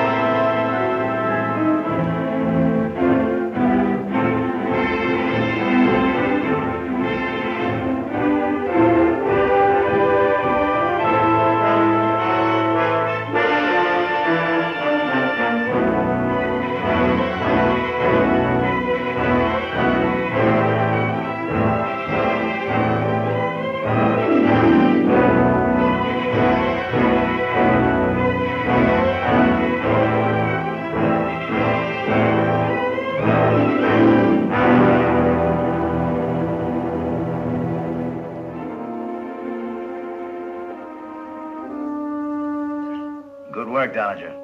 Send it to Marina Lamont by special messenger. Donager and Schrack have the model of the manifold converter for the Kittredge submarine engine. Fine. What about Mr. Lamont? Derek's under the influence of hypnotrine. For once, completely reliable. He met Grant Farrell as scheduled. Did Farrell swallow the bait, Mr. Waldron? Donager saw him drive off with Derek. They ought to be at the deserted house by this time. And Grant Farrell should be permanently removed from the case of the mysterious Mr. M. Doesn't look like this place has been used in years. There's something hidden down here if we can only find it.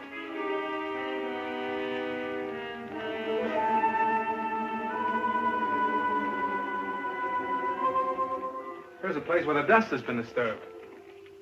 Let's see. You're right. No dust in the valve handle either. Try it. See what happens.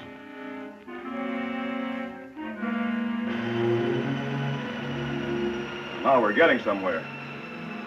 Hold the light. I'll get the box.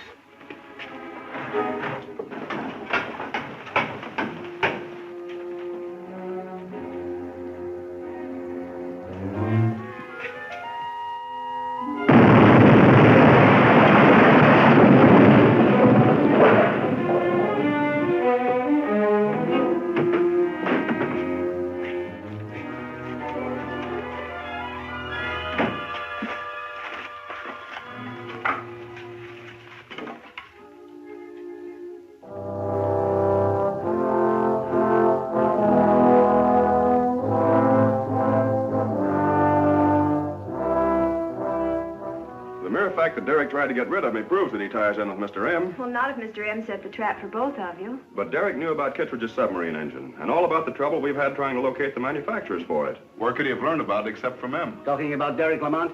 He was connected with the mysterious Mr. M, all right. The autopsy shows traces of the same unknown chemical found in the others. That's what I've been waiting to hear. Come on, Kirby. We're going to visit his sister in Grandma Waldron.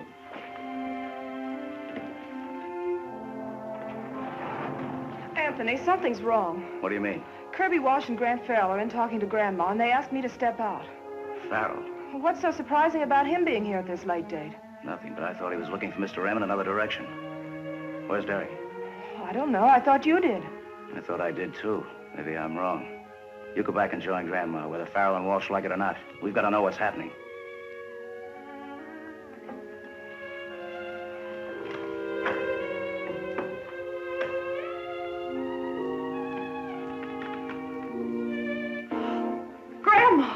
It's not as bad as it looks, Miss Lamont. We had some unpleasant news to tell Mrs. Waldron, and she fainted.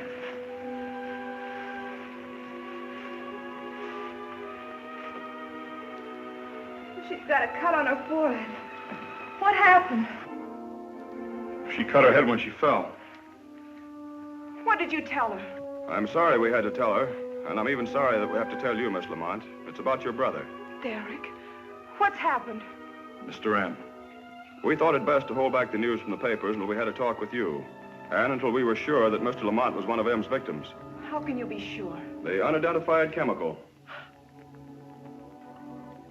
We hope, of course, that one of you ladies can give us some information. Grandma can't help you, and I wish I could help you, but I don't know anything. We'll question you later. Right now, I'll have to ask you to let us examine your brother's room. I have a search warrant. Show them the room, Marina. We'll do everything we can to help. Everything. Thank you, Mrs. Waldron. If you'll follow me, please.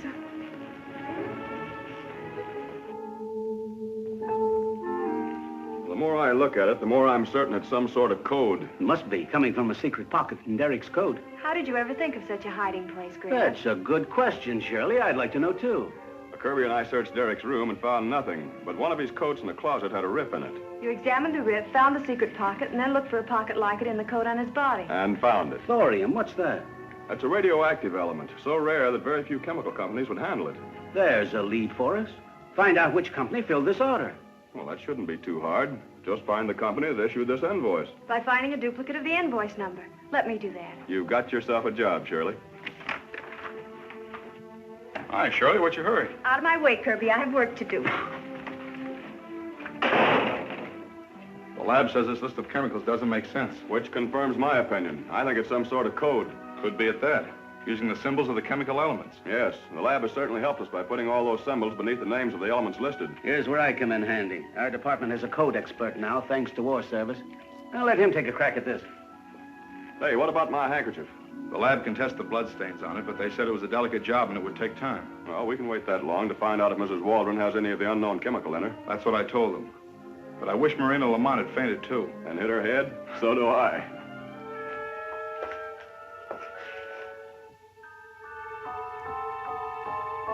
That's what you've been waiting for. Yes. Everything now depends on how much Marina suspects about Derek.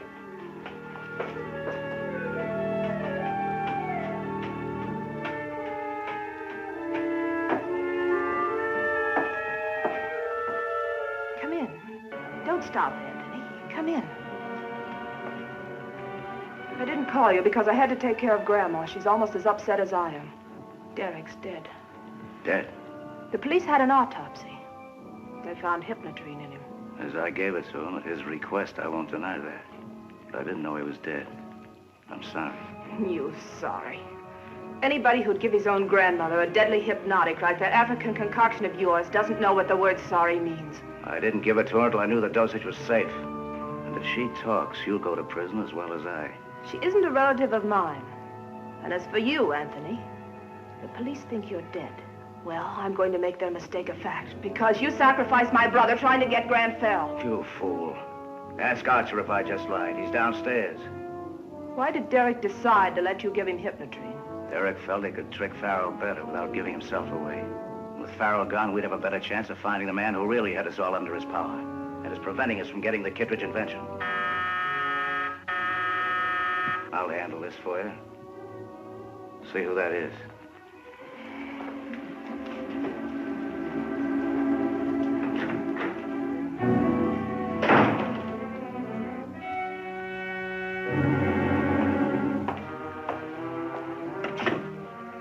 Yes? Sure, Mr. Anthony. If she asks you about it, that's all you say. Her brother wanted me to give it to him.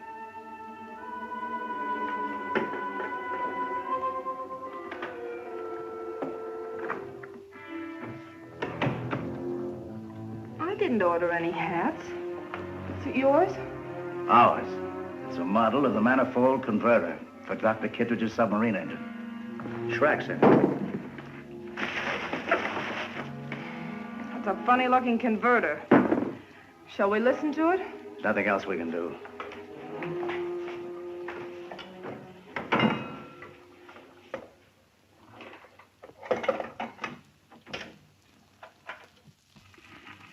You invented the make-believe, Mr. M, to fool the police, Anthony Waldron.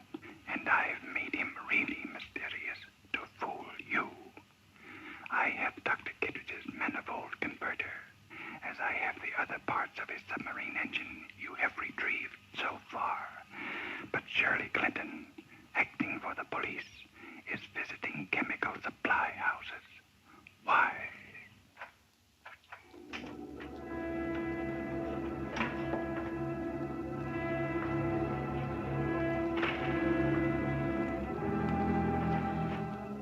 There she is, all right.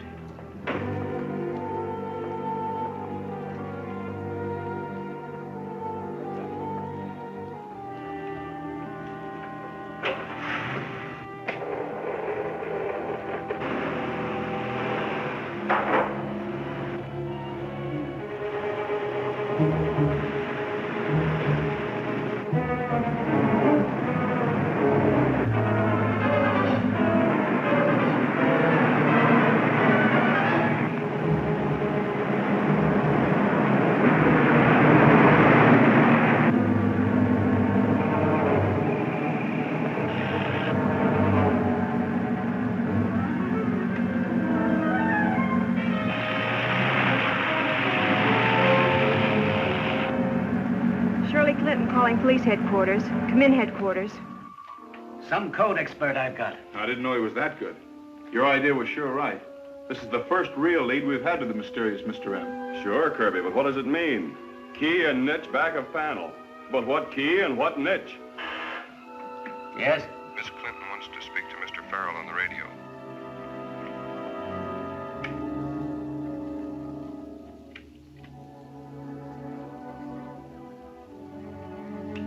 Hello, Shirley. This is Grant. Go ahead.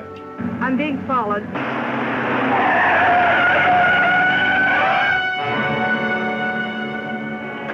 Okay, sister, get started and keep driving. Where to? Straight ahead. I'll tell you when to turn. Uh-oh, I don't like what I'm hearing. Neither do I. Smart girl keeping the mic open. Let me see that bag.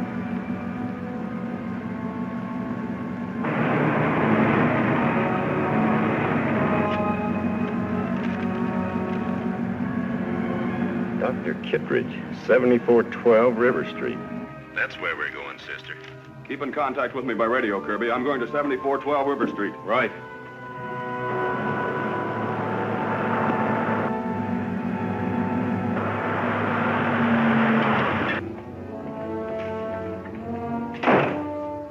Sit down there. Don't try anything funny. Hey, what's What's so important about this joint? I don't know, but we're going to give it a good going over.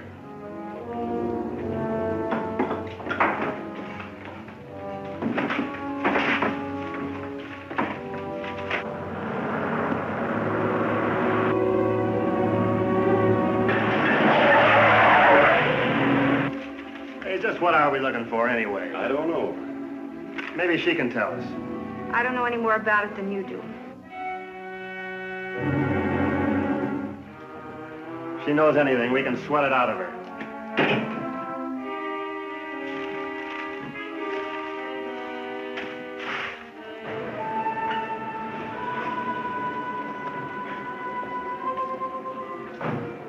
Uh-oh, we got visitors.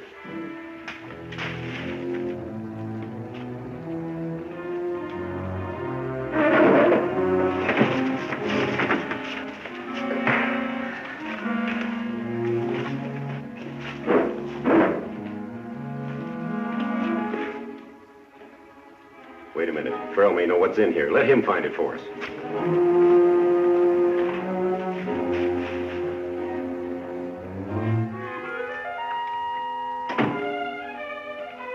Shirley, what happened? Two of M's men saw you coming. They ran away. Here, let me help you. No, I'm all right. Is this Dr. Kittredge's lab? Well, this is the address the Emerson Company gave me. Well, then that must be the panel. Panel? What are you talking about? Those chemical symbols we found on Derek were a code, all right. The message was key and niche back of panel.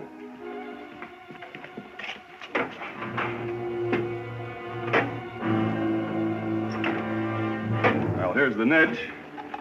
And here's the key. I'll take that key, Farrell. Thanks for saving us the trouble of finding it.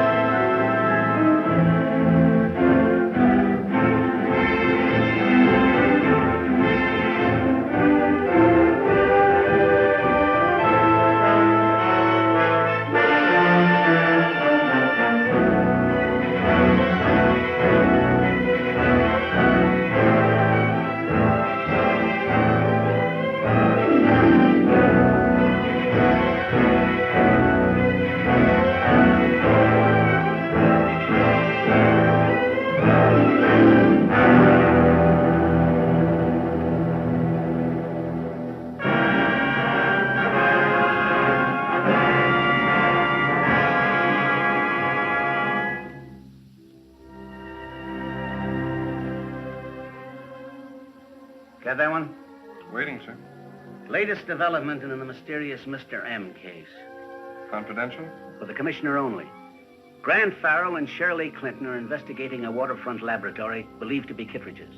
They are following a lead that may identify the mysterious Mr. M for us, as well as recover the plans to Kittredge's submarine engine. Hello. Blair speaking, Bureau of Homicide. What? Kittredge's waterfront laboratory is on fire. Kirby Walsh is on his way down there now.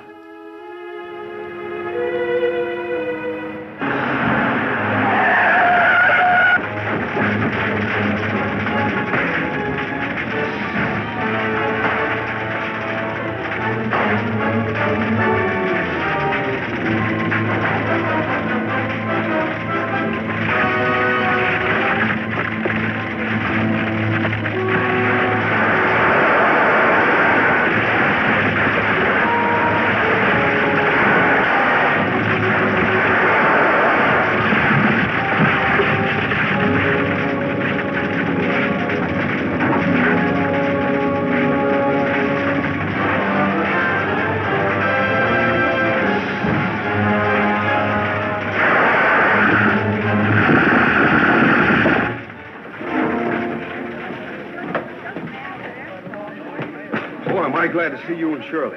Oh, the feeling's mutual. What about that key? Oh, we got it. I'll tell you about it later. Must be pretty important. M's men tried hard enough to get it. Well, look, there's a name stamped on it. Yeah.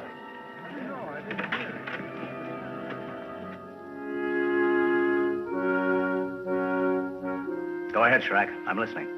Okay, but bad news. They got Donager as well as that key. Tough. Really tough. Are they safe? They're on their way now to the Hall of Justice with Kirby Walsh. There's nothing we can do about that. I'll get in touch when I want you.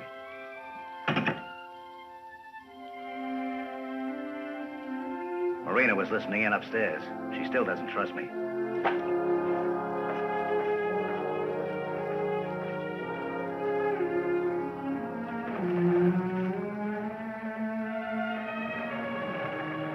So, Donager's dead and that Keays with Farrell.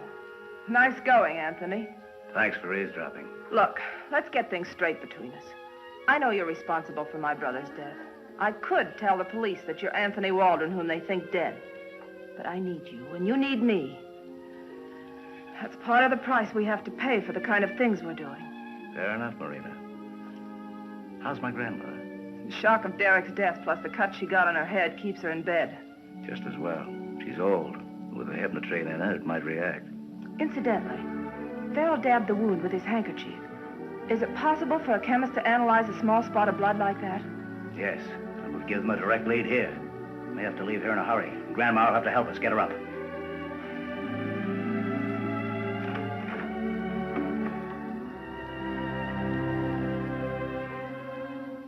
But, Mrs. Waldron, I'll have to sacrifice them to get you the money as quickly as you want it. That's what I said, Mr. Weatherby.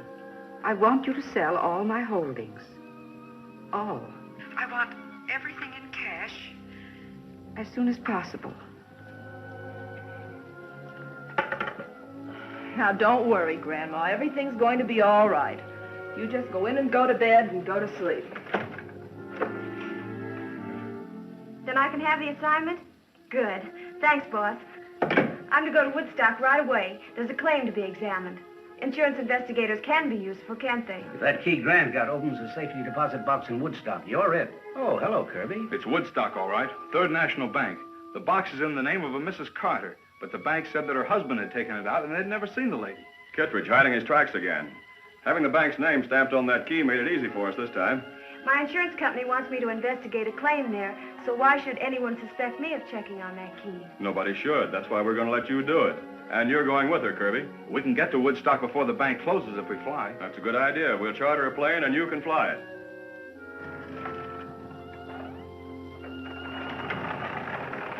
Well, Grandma did what you wanted. She'll be a pauper tomorrow. Should have made her cash in sooner. We'd have got more. Don't worry, there'll be plenty. We'll need all we can get. This was left in the secret passage to the garage. And the hidden signal was used to attract me. There's always someone cleverer than you, Anthony. You invented the make-believe Mr. M to mislead the police. And now this man uses the same thing to fool us. Well, let's listen to it.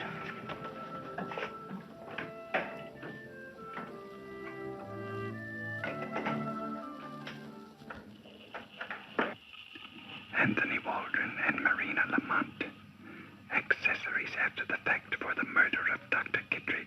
Why? Because an engine invented by Kittredge is able to run when submarines are underwater, permitting such craft to be built as large as ocean liners. This is your last chance to get the Kittredges' master plan for that engine.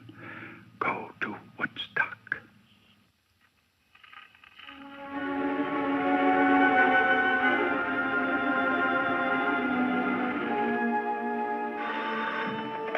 Hello. Yes, this is Blair. Yes.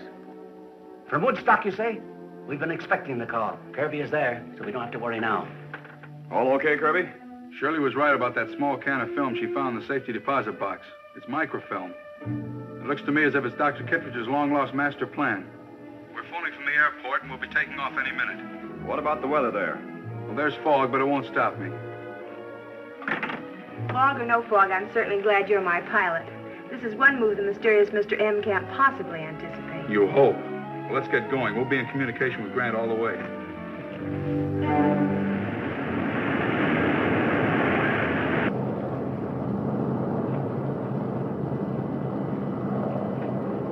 Kirby, with all this fog, I don't see how you can tell where you're going. I can't even see the wingtip now. There's a gadget does my seeing for me. As long as we're on the beam, we can't fly anywhere but home. With the automatic pilot on, I can go to sleep and we'll still get there. You just try and go to sleep. 107, chartered, calling control. I should have called long before now. Grant's probably having fits worrying about us. 107, chartered, calling control. You can take it easy now, Mr. Farrell. Here they are. Come in, control. Control room to 107, standing by. On course, beam control. Tell Mr. Farrell to sit down. Over. Mr. Farrell wants to tell you to sit down yourself. He doesn't think he'd better till you get here. Over. I'll call back every 10 minutes. I don't want Mr. Farrell to blow up from worry. Signing off. I'm not at all flattered by your attention or Grant's worry. All you want is a microfilm. What else? I want that microfilm, too. One advantage of a chartered plane is the fact there are no people on board to make things difficult. I'll take that microfilm, Miss Clinton.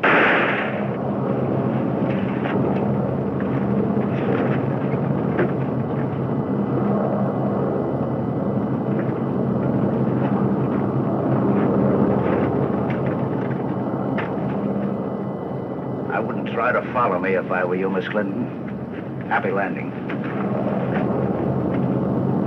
Kirby! Kirby!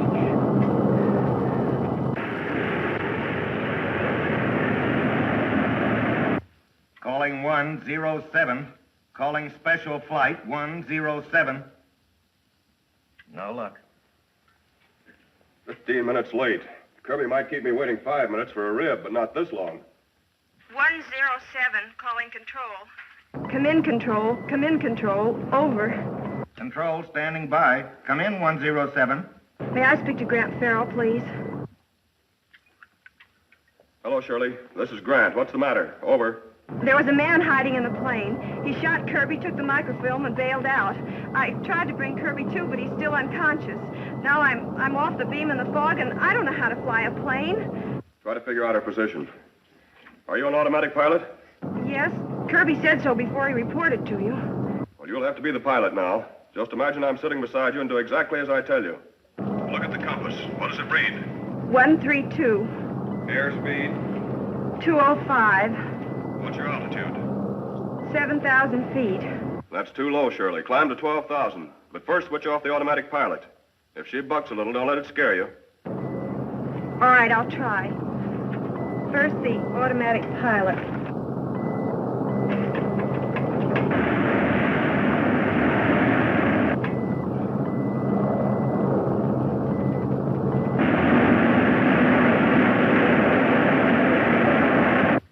She's right near San Gorgonio Mountain. Maximum elevation, 11,402. Listen, Shirley. When the plane levels off, make a right turn until your compass reads 312. After you've made the turn, start climbing.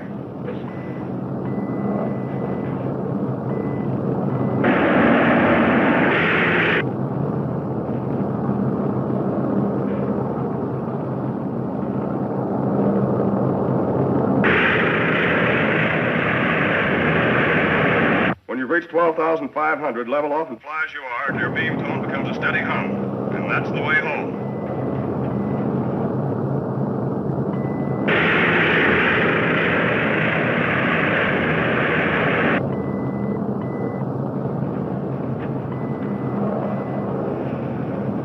Hello, Shirley. Is everything all right? I'm all right now. I'm at 12,200. Wait a minute. The beam tone's changing. I'm back on the beam, Grant. Make a left turn and stay right on the tone.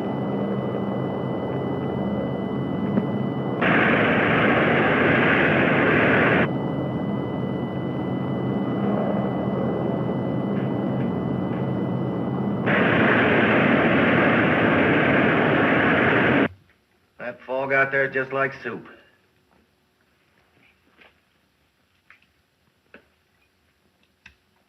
There's fog on the ground here, Shirley, but don't get panicky. I'm going out on the field to guide you in.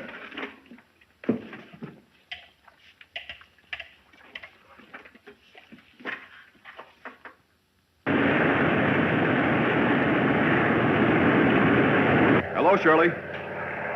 You're doing swell. I can hear your motors. Now pull the throttle back till it reaches 160.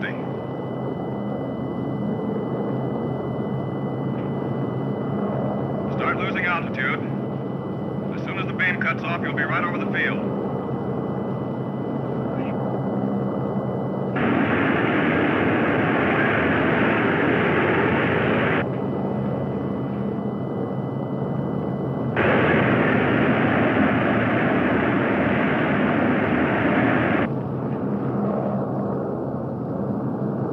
The beam tone just cut off. Make a left back and imagine you're circling the spot where the beam cut off as you come down.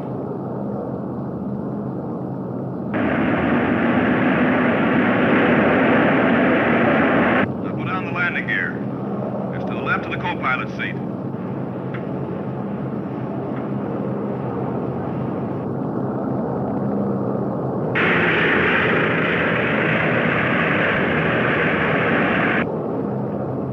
Grant, the landing gear's down.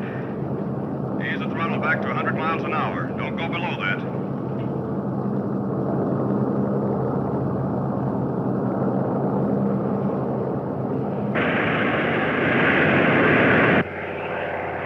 I can see your lights now. Level off.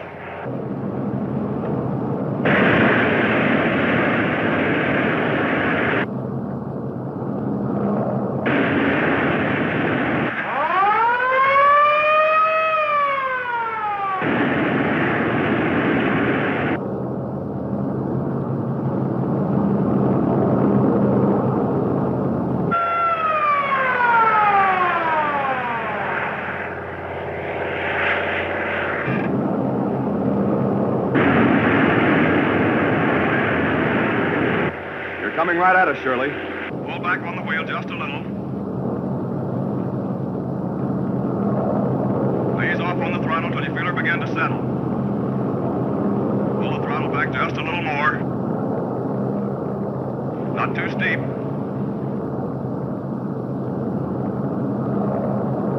You're too far to the left, Shirley. Pull up!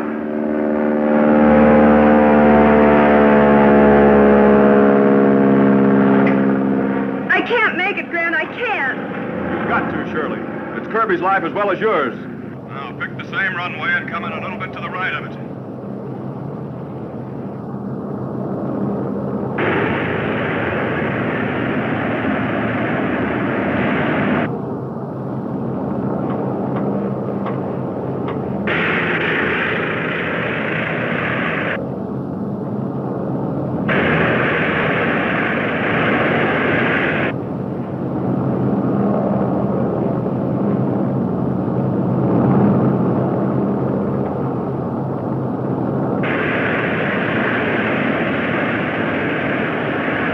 You're heading straight.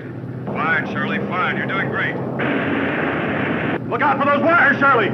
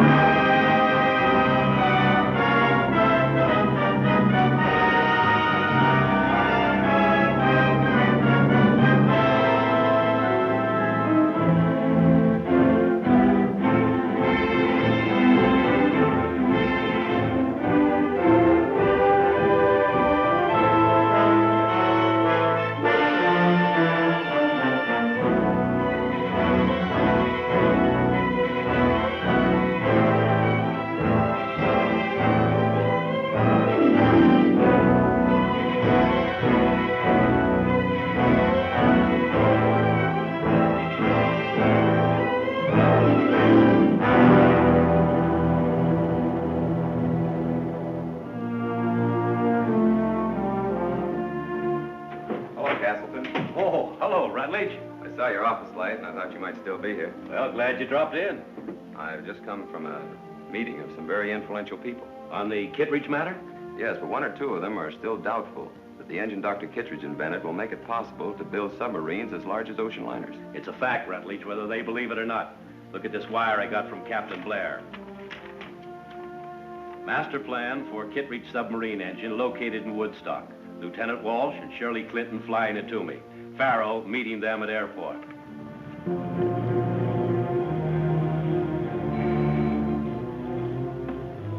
Terminal Airport Flight Control, Carson speaking. Oh, yes. Yes, Captain Blair. Any news yet? Bad news, sir. A stowaway on Kirby Walsh's plane shot Walsh and stole Dr. Kitteridge's master plans for the submarine engine. What about the insurance investigator, Shirley Clinton? She's trying to bring the plane in, sir. Can she fly? Well, she's never flown a plane before, but Grant's down on the field using a radio to direct her in. You're coming right at us, Shirley. Pull back on the wheel just a little. Ease off on the throttle till you feel her begin to settle. Pull the throttle back just a little more.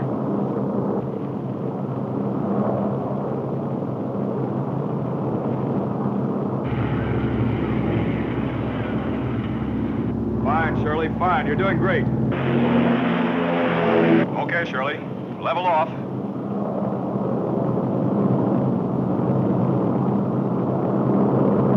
Look out for those wires, Shirley! Pull up!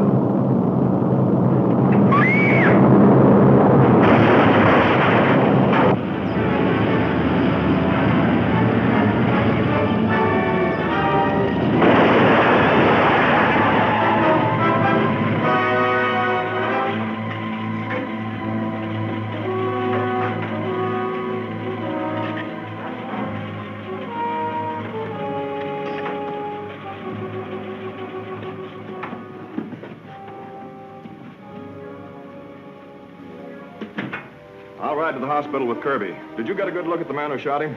Yes, but his face was partly covered by dark glasses, so I'd have a hard time identifying him. Well, that's tough luck. But it must have been him, all right. And now he's got Kittredge's plan. I don't like to commit myself, but I have a hunch about that man, and I'd like to follow it up. Well, go to it. My car's in the parking lot. Take it. All right, thanks.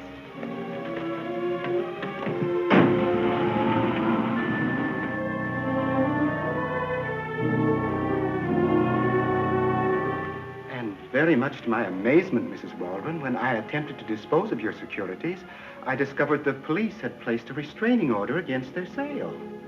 Well, securities are mine to do with as I please, aren't they, Mr. Weatherby? Of course, it's only a technicality. There'll be no trouble having it removed. Why did the police do that? From what little information I gathered, it was because of your brother Derek's death and his apparent connection with the mysterious Mr. M. I don't understand this situation at all, Mr. Weatherby. Well, frankly, I don't myself, and I'll inquire into it the first thing in the morning. You remind me so much of your father. He always got me out of difficulties. Don't worry, I will, too. I'll show him out, Marina. I'm going to bed. All right, Grandma. Good night, Miss Lamont. Good night. Good night, Mr. Weatherby. Good night, Mrs. Waldron.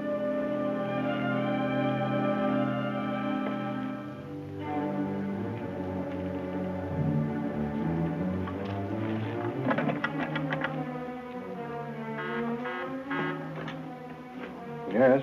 Archer, has Anthony come in yet? Well, tell him to come upstairs the moment he returns. Something important's developed concerning Grant Farrell and the police.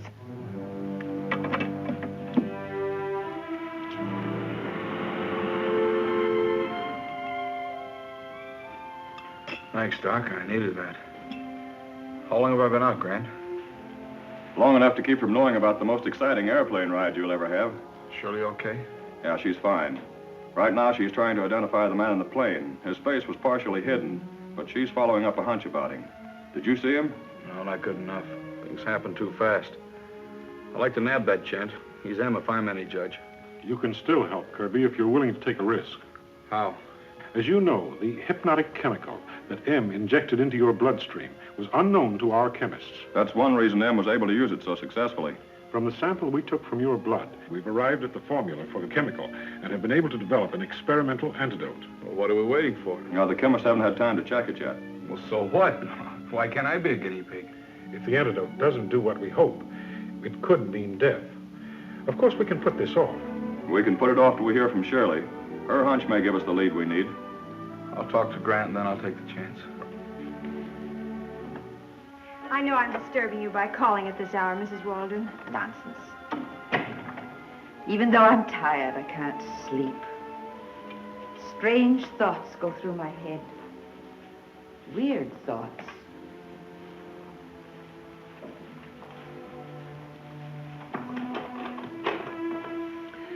We always lock the door. We're frightened alone here at night. It's wise to take precautions. Grandma, Shirley said she had something important to tell you. What is it, Shirley? I have a picture here I'd like you to identify. Why have you put adhesive tape across the eyes? I'll tell you in a moment. But can you identify that man? Of course. It's a picture of my grandson, Anthony. But he's been dead a great many years. He's not dead, Mrs. Waldron. What? I saw him earlier tonight, but he had dark glasses on.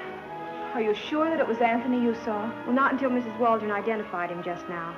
I had a hunch he wasn't dead, as everyone thought. But if he isn't dead,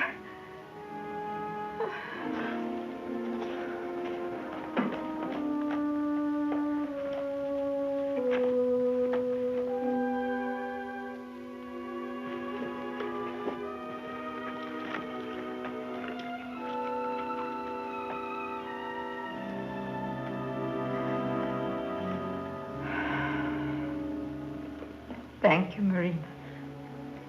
I hate to tell you this, Mrs. Waldron, but I feel I should.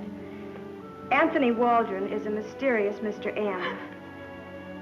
Oh, mercy me. I'm sure now it was Anthony who shot Kirby Walsh earlier this evening and stole the master plans for the submarine engine, which we had recovered. Does Grant Farrell know that Anthony's Mr. M? No, nobody does but us. As soon as I was sure my hunch was right, I came right over to see that nothing happened to you or Mrs. Waldron. Anthony wouldn't harm his own grandmother. He's already tried to have you killed, Mrs. Waldron. So he has. And he's also responsible for the death of your brother, Derek, Marina. What can we do? I want you both to come to police headquarters with me. You'll be safe there. Yes, we must go at once. No, we aren't going, Grandma. Are you sure you understood me? Certainly. Well, then why do you refuse to go to headquarters where you'll be safe? Because it's the very place I won't be safe.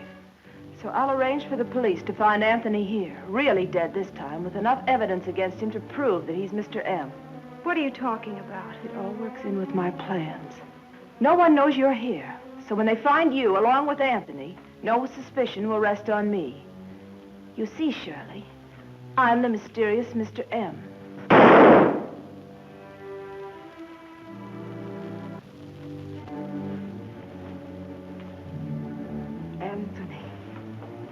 You've made a mistake.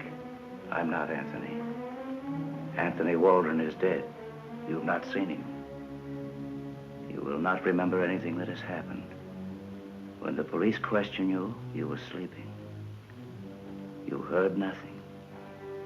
You'll be very much surprised to learn that Marina is dead. I was asleep. I heard nothing.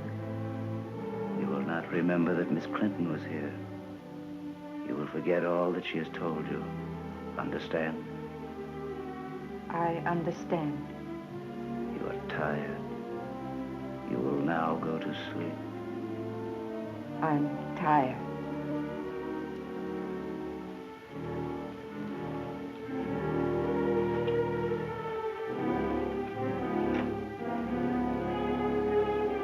Now, young lady, you will be just as cooperative as Grandma Waldron. Oh, no, I won't. We'll see.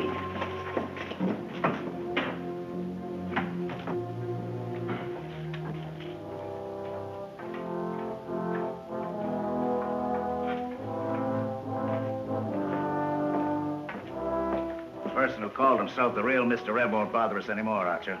Who was it? Marina. With Schrack, I think, playing voice for her on those records. Schrack won't bother us anymore either. I've taken care of him. You've caused me considerable trouble, Miss Clinton. I hope I can cause you some more. You can't. I've been prepared for just such an emergency.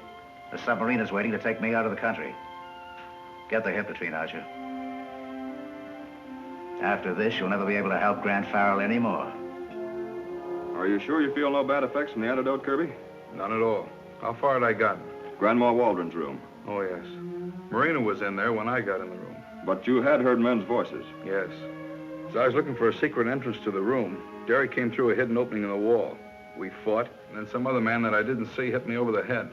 That's all I remember. And later? When I came to, I was in a lavatory. And after they released me, I found out that it was under the Waldron house. Hello? Captain Blair? Yes. We're beginning to get places, Grant. That specimen of blood you obtained from Mrs. Waldron has the same chemical in it we found in all of M's victims. There's no doubt, then, she's being kept under its hypnotic influence. Yes, and as we have the antidote. Which works and is harmless, judging by Kirby. Better and better. Incidentally, Shrek has been fished out of the river. An M tag on him. Well, that's one less we'll have to deal with. I have another lead to the Waldrons from Kirby to confirm the one about Mrs. Waldron. I'm leaving for there right now. Can you go with me, Doctor? No, but Dr. Walker can. She's excellent and knows about the antidote. Fine. Will you get her for me? Well, wish me luck. You got it. And now, Miss Clinton, you will go back to Farrell and Captain Blair. You'll remember nothing of what has happened. You'll tell them your hunch was wrong, that you could not identify the man in the plane. Do you understand? I understand, and I shall obey. I won't bring her out of it till I put her on the street. Watch her. I'm going up and check my grandmother again, just to be sure.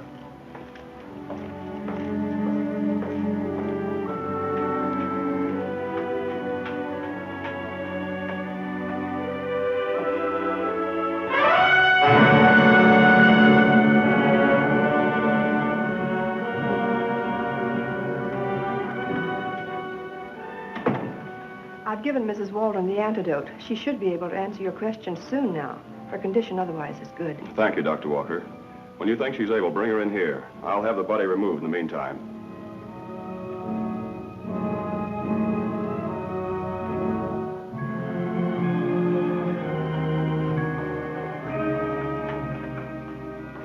Now, what's the matter? Farrell's up there with an antidote for hypnotrine. He knows my grandmother's under the influence, and he's bringing her out of it. In that case, the quicker we get on that submarine, the safer we'll be. No, because Farrell would know I'm alive. The way I'm going to do it, the police have no reason to change their minds about me. How can you do that now? By conditioning Miss Clinton differently, that's all. Miss Clinton, Yes, Mr. M. that time mechanism we had installed for emergency, set it for midnight. Are you going to sacrifice your grandmother along with the rest of them? Anybody that gets in my way.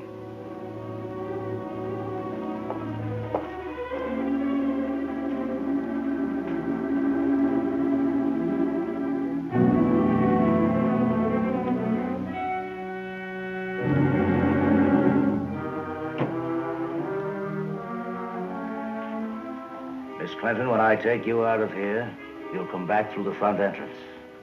And so, that's all I know about this terrible business. Of all people, you deserve no such sorrow, Mrs. Waldron. But it'll soon be finished now. I don't think Mrs. Waldron should see anyone just yet. No, of course not, Doctor. And there's no reason why you can't put her to bed now. Thank you, Mrs. Waldron.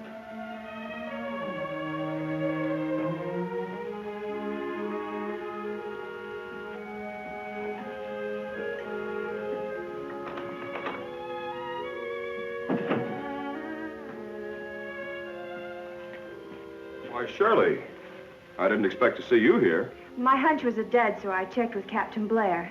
He said you were here. I was just curious, that's all. You being curious has nothing on me. Do you want to help? I was hoping you'd say that. Doing what? Looking for a secret entrance to an underground room.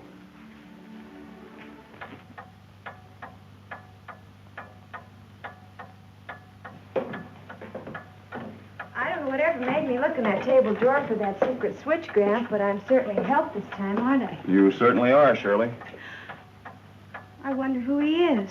One of M's men, who discovered too late that only fools trust criminals.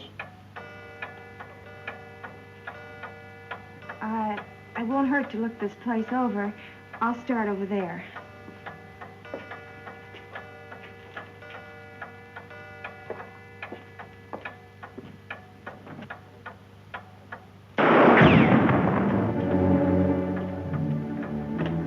Sorry, Shirley, but you're not responsible for what you're doing.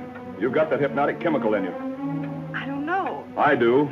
Mrs. Waldron told me you were here earlier and all about Marina. I just wanted to find out what Anthony had arranged. Now you're going upstairs and get the antidote and tell me where I can find that not-so-mysterious Mr. M.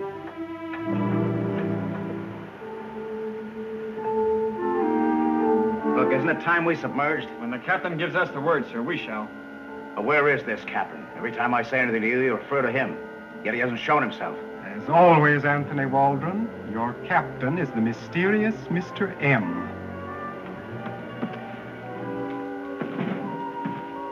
You can give me that microfilm of Kittredge's master plan now. Although Marina was my Confederate, I expected that you would eliminate her for me. Keep him covered. I know you're not tricking me because you're here with this film. But you fool, it's blank.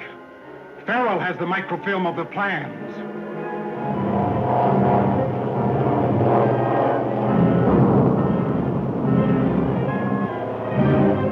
There's a submarine, thanks to you remembering. Courtesy of the police chemist, you mean, who discovered an antidote for Anthony's chemical. Well, he'll never use it again.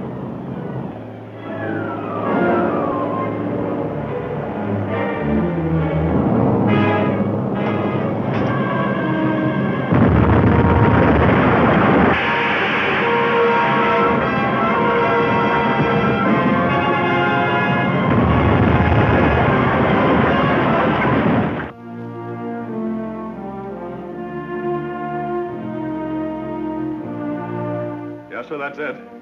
Kirby sent the microfilm by mail and took the phony with him on the plane, just in case. We have the plans. You two and Miss Clinton have served your country just as well in peace as you did in war. Thanks, and congratulations. Thank you, sir. Washington, very complimentary for us all. Huh, Washington should be. And now that I'm going to be alone in this big house, I was wondering if Shirley'd come here with You me. know, Mrs. Waldron, you better consult Grant about that.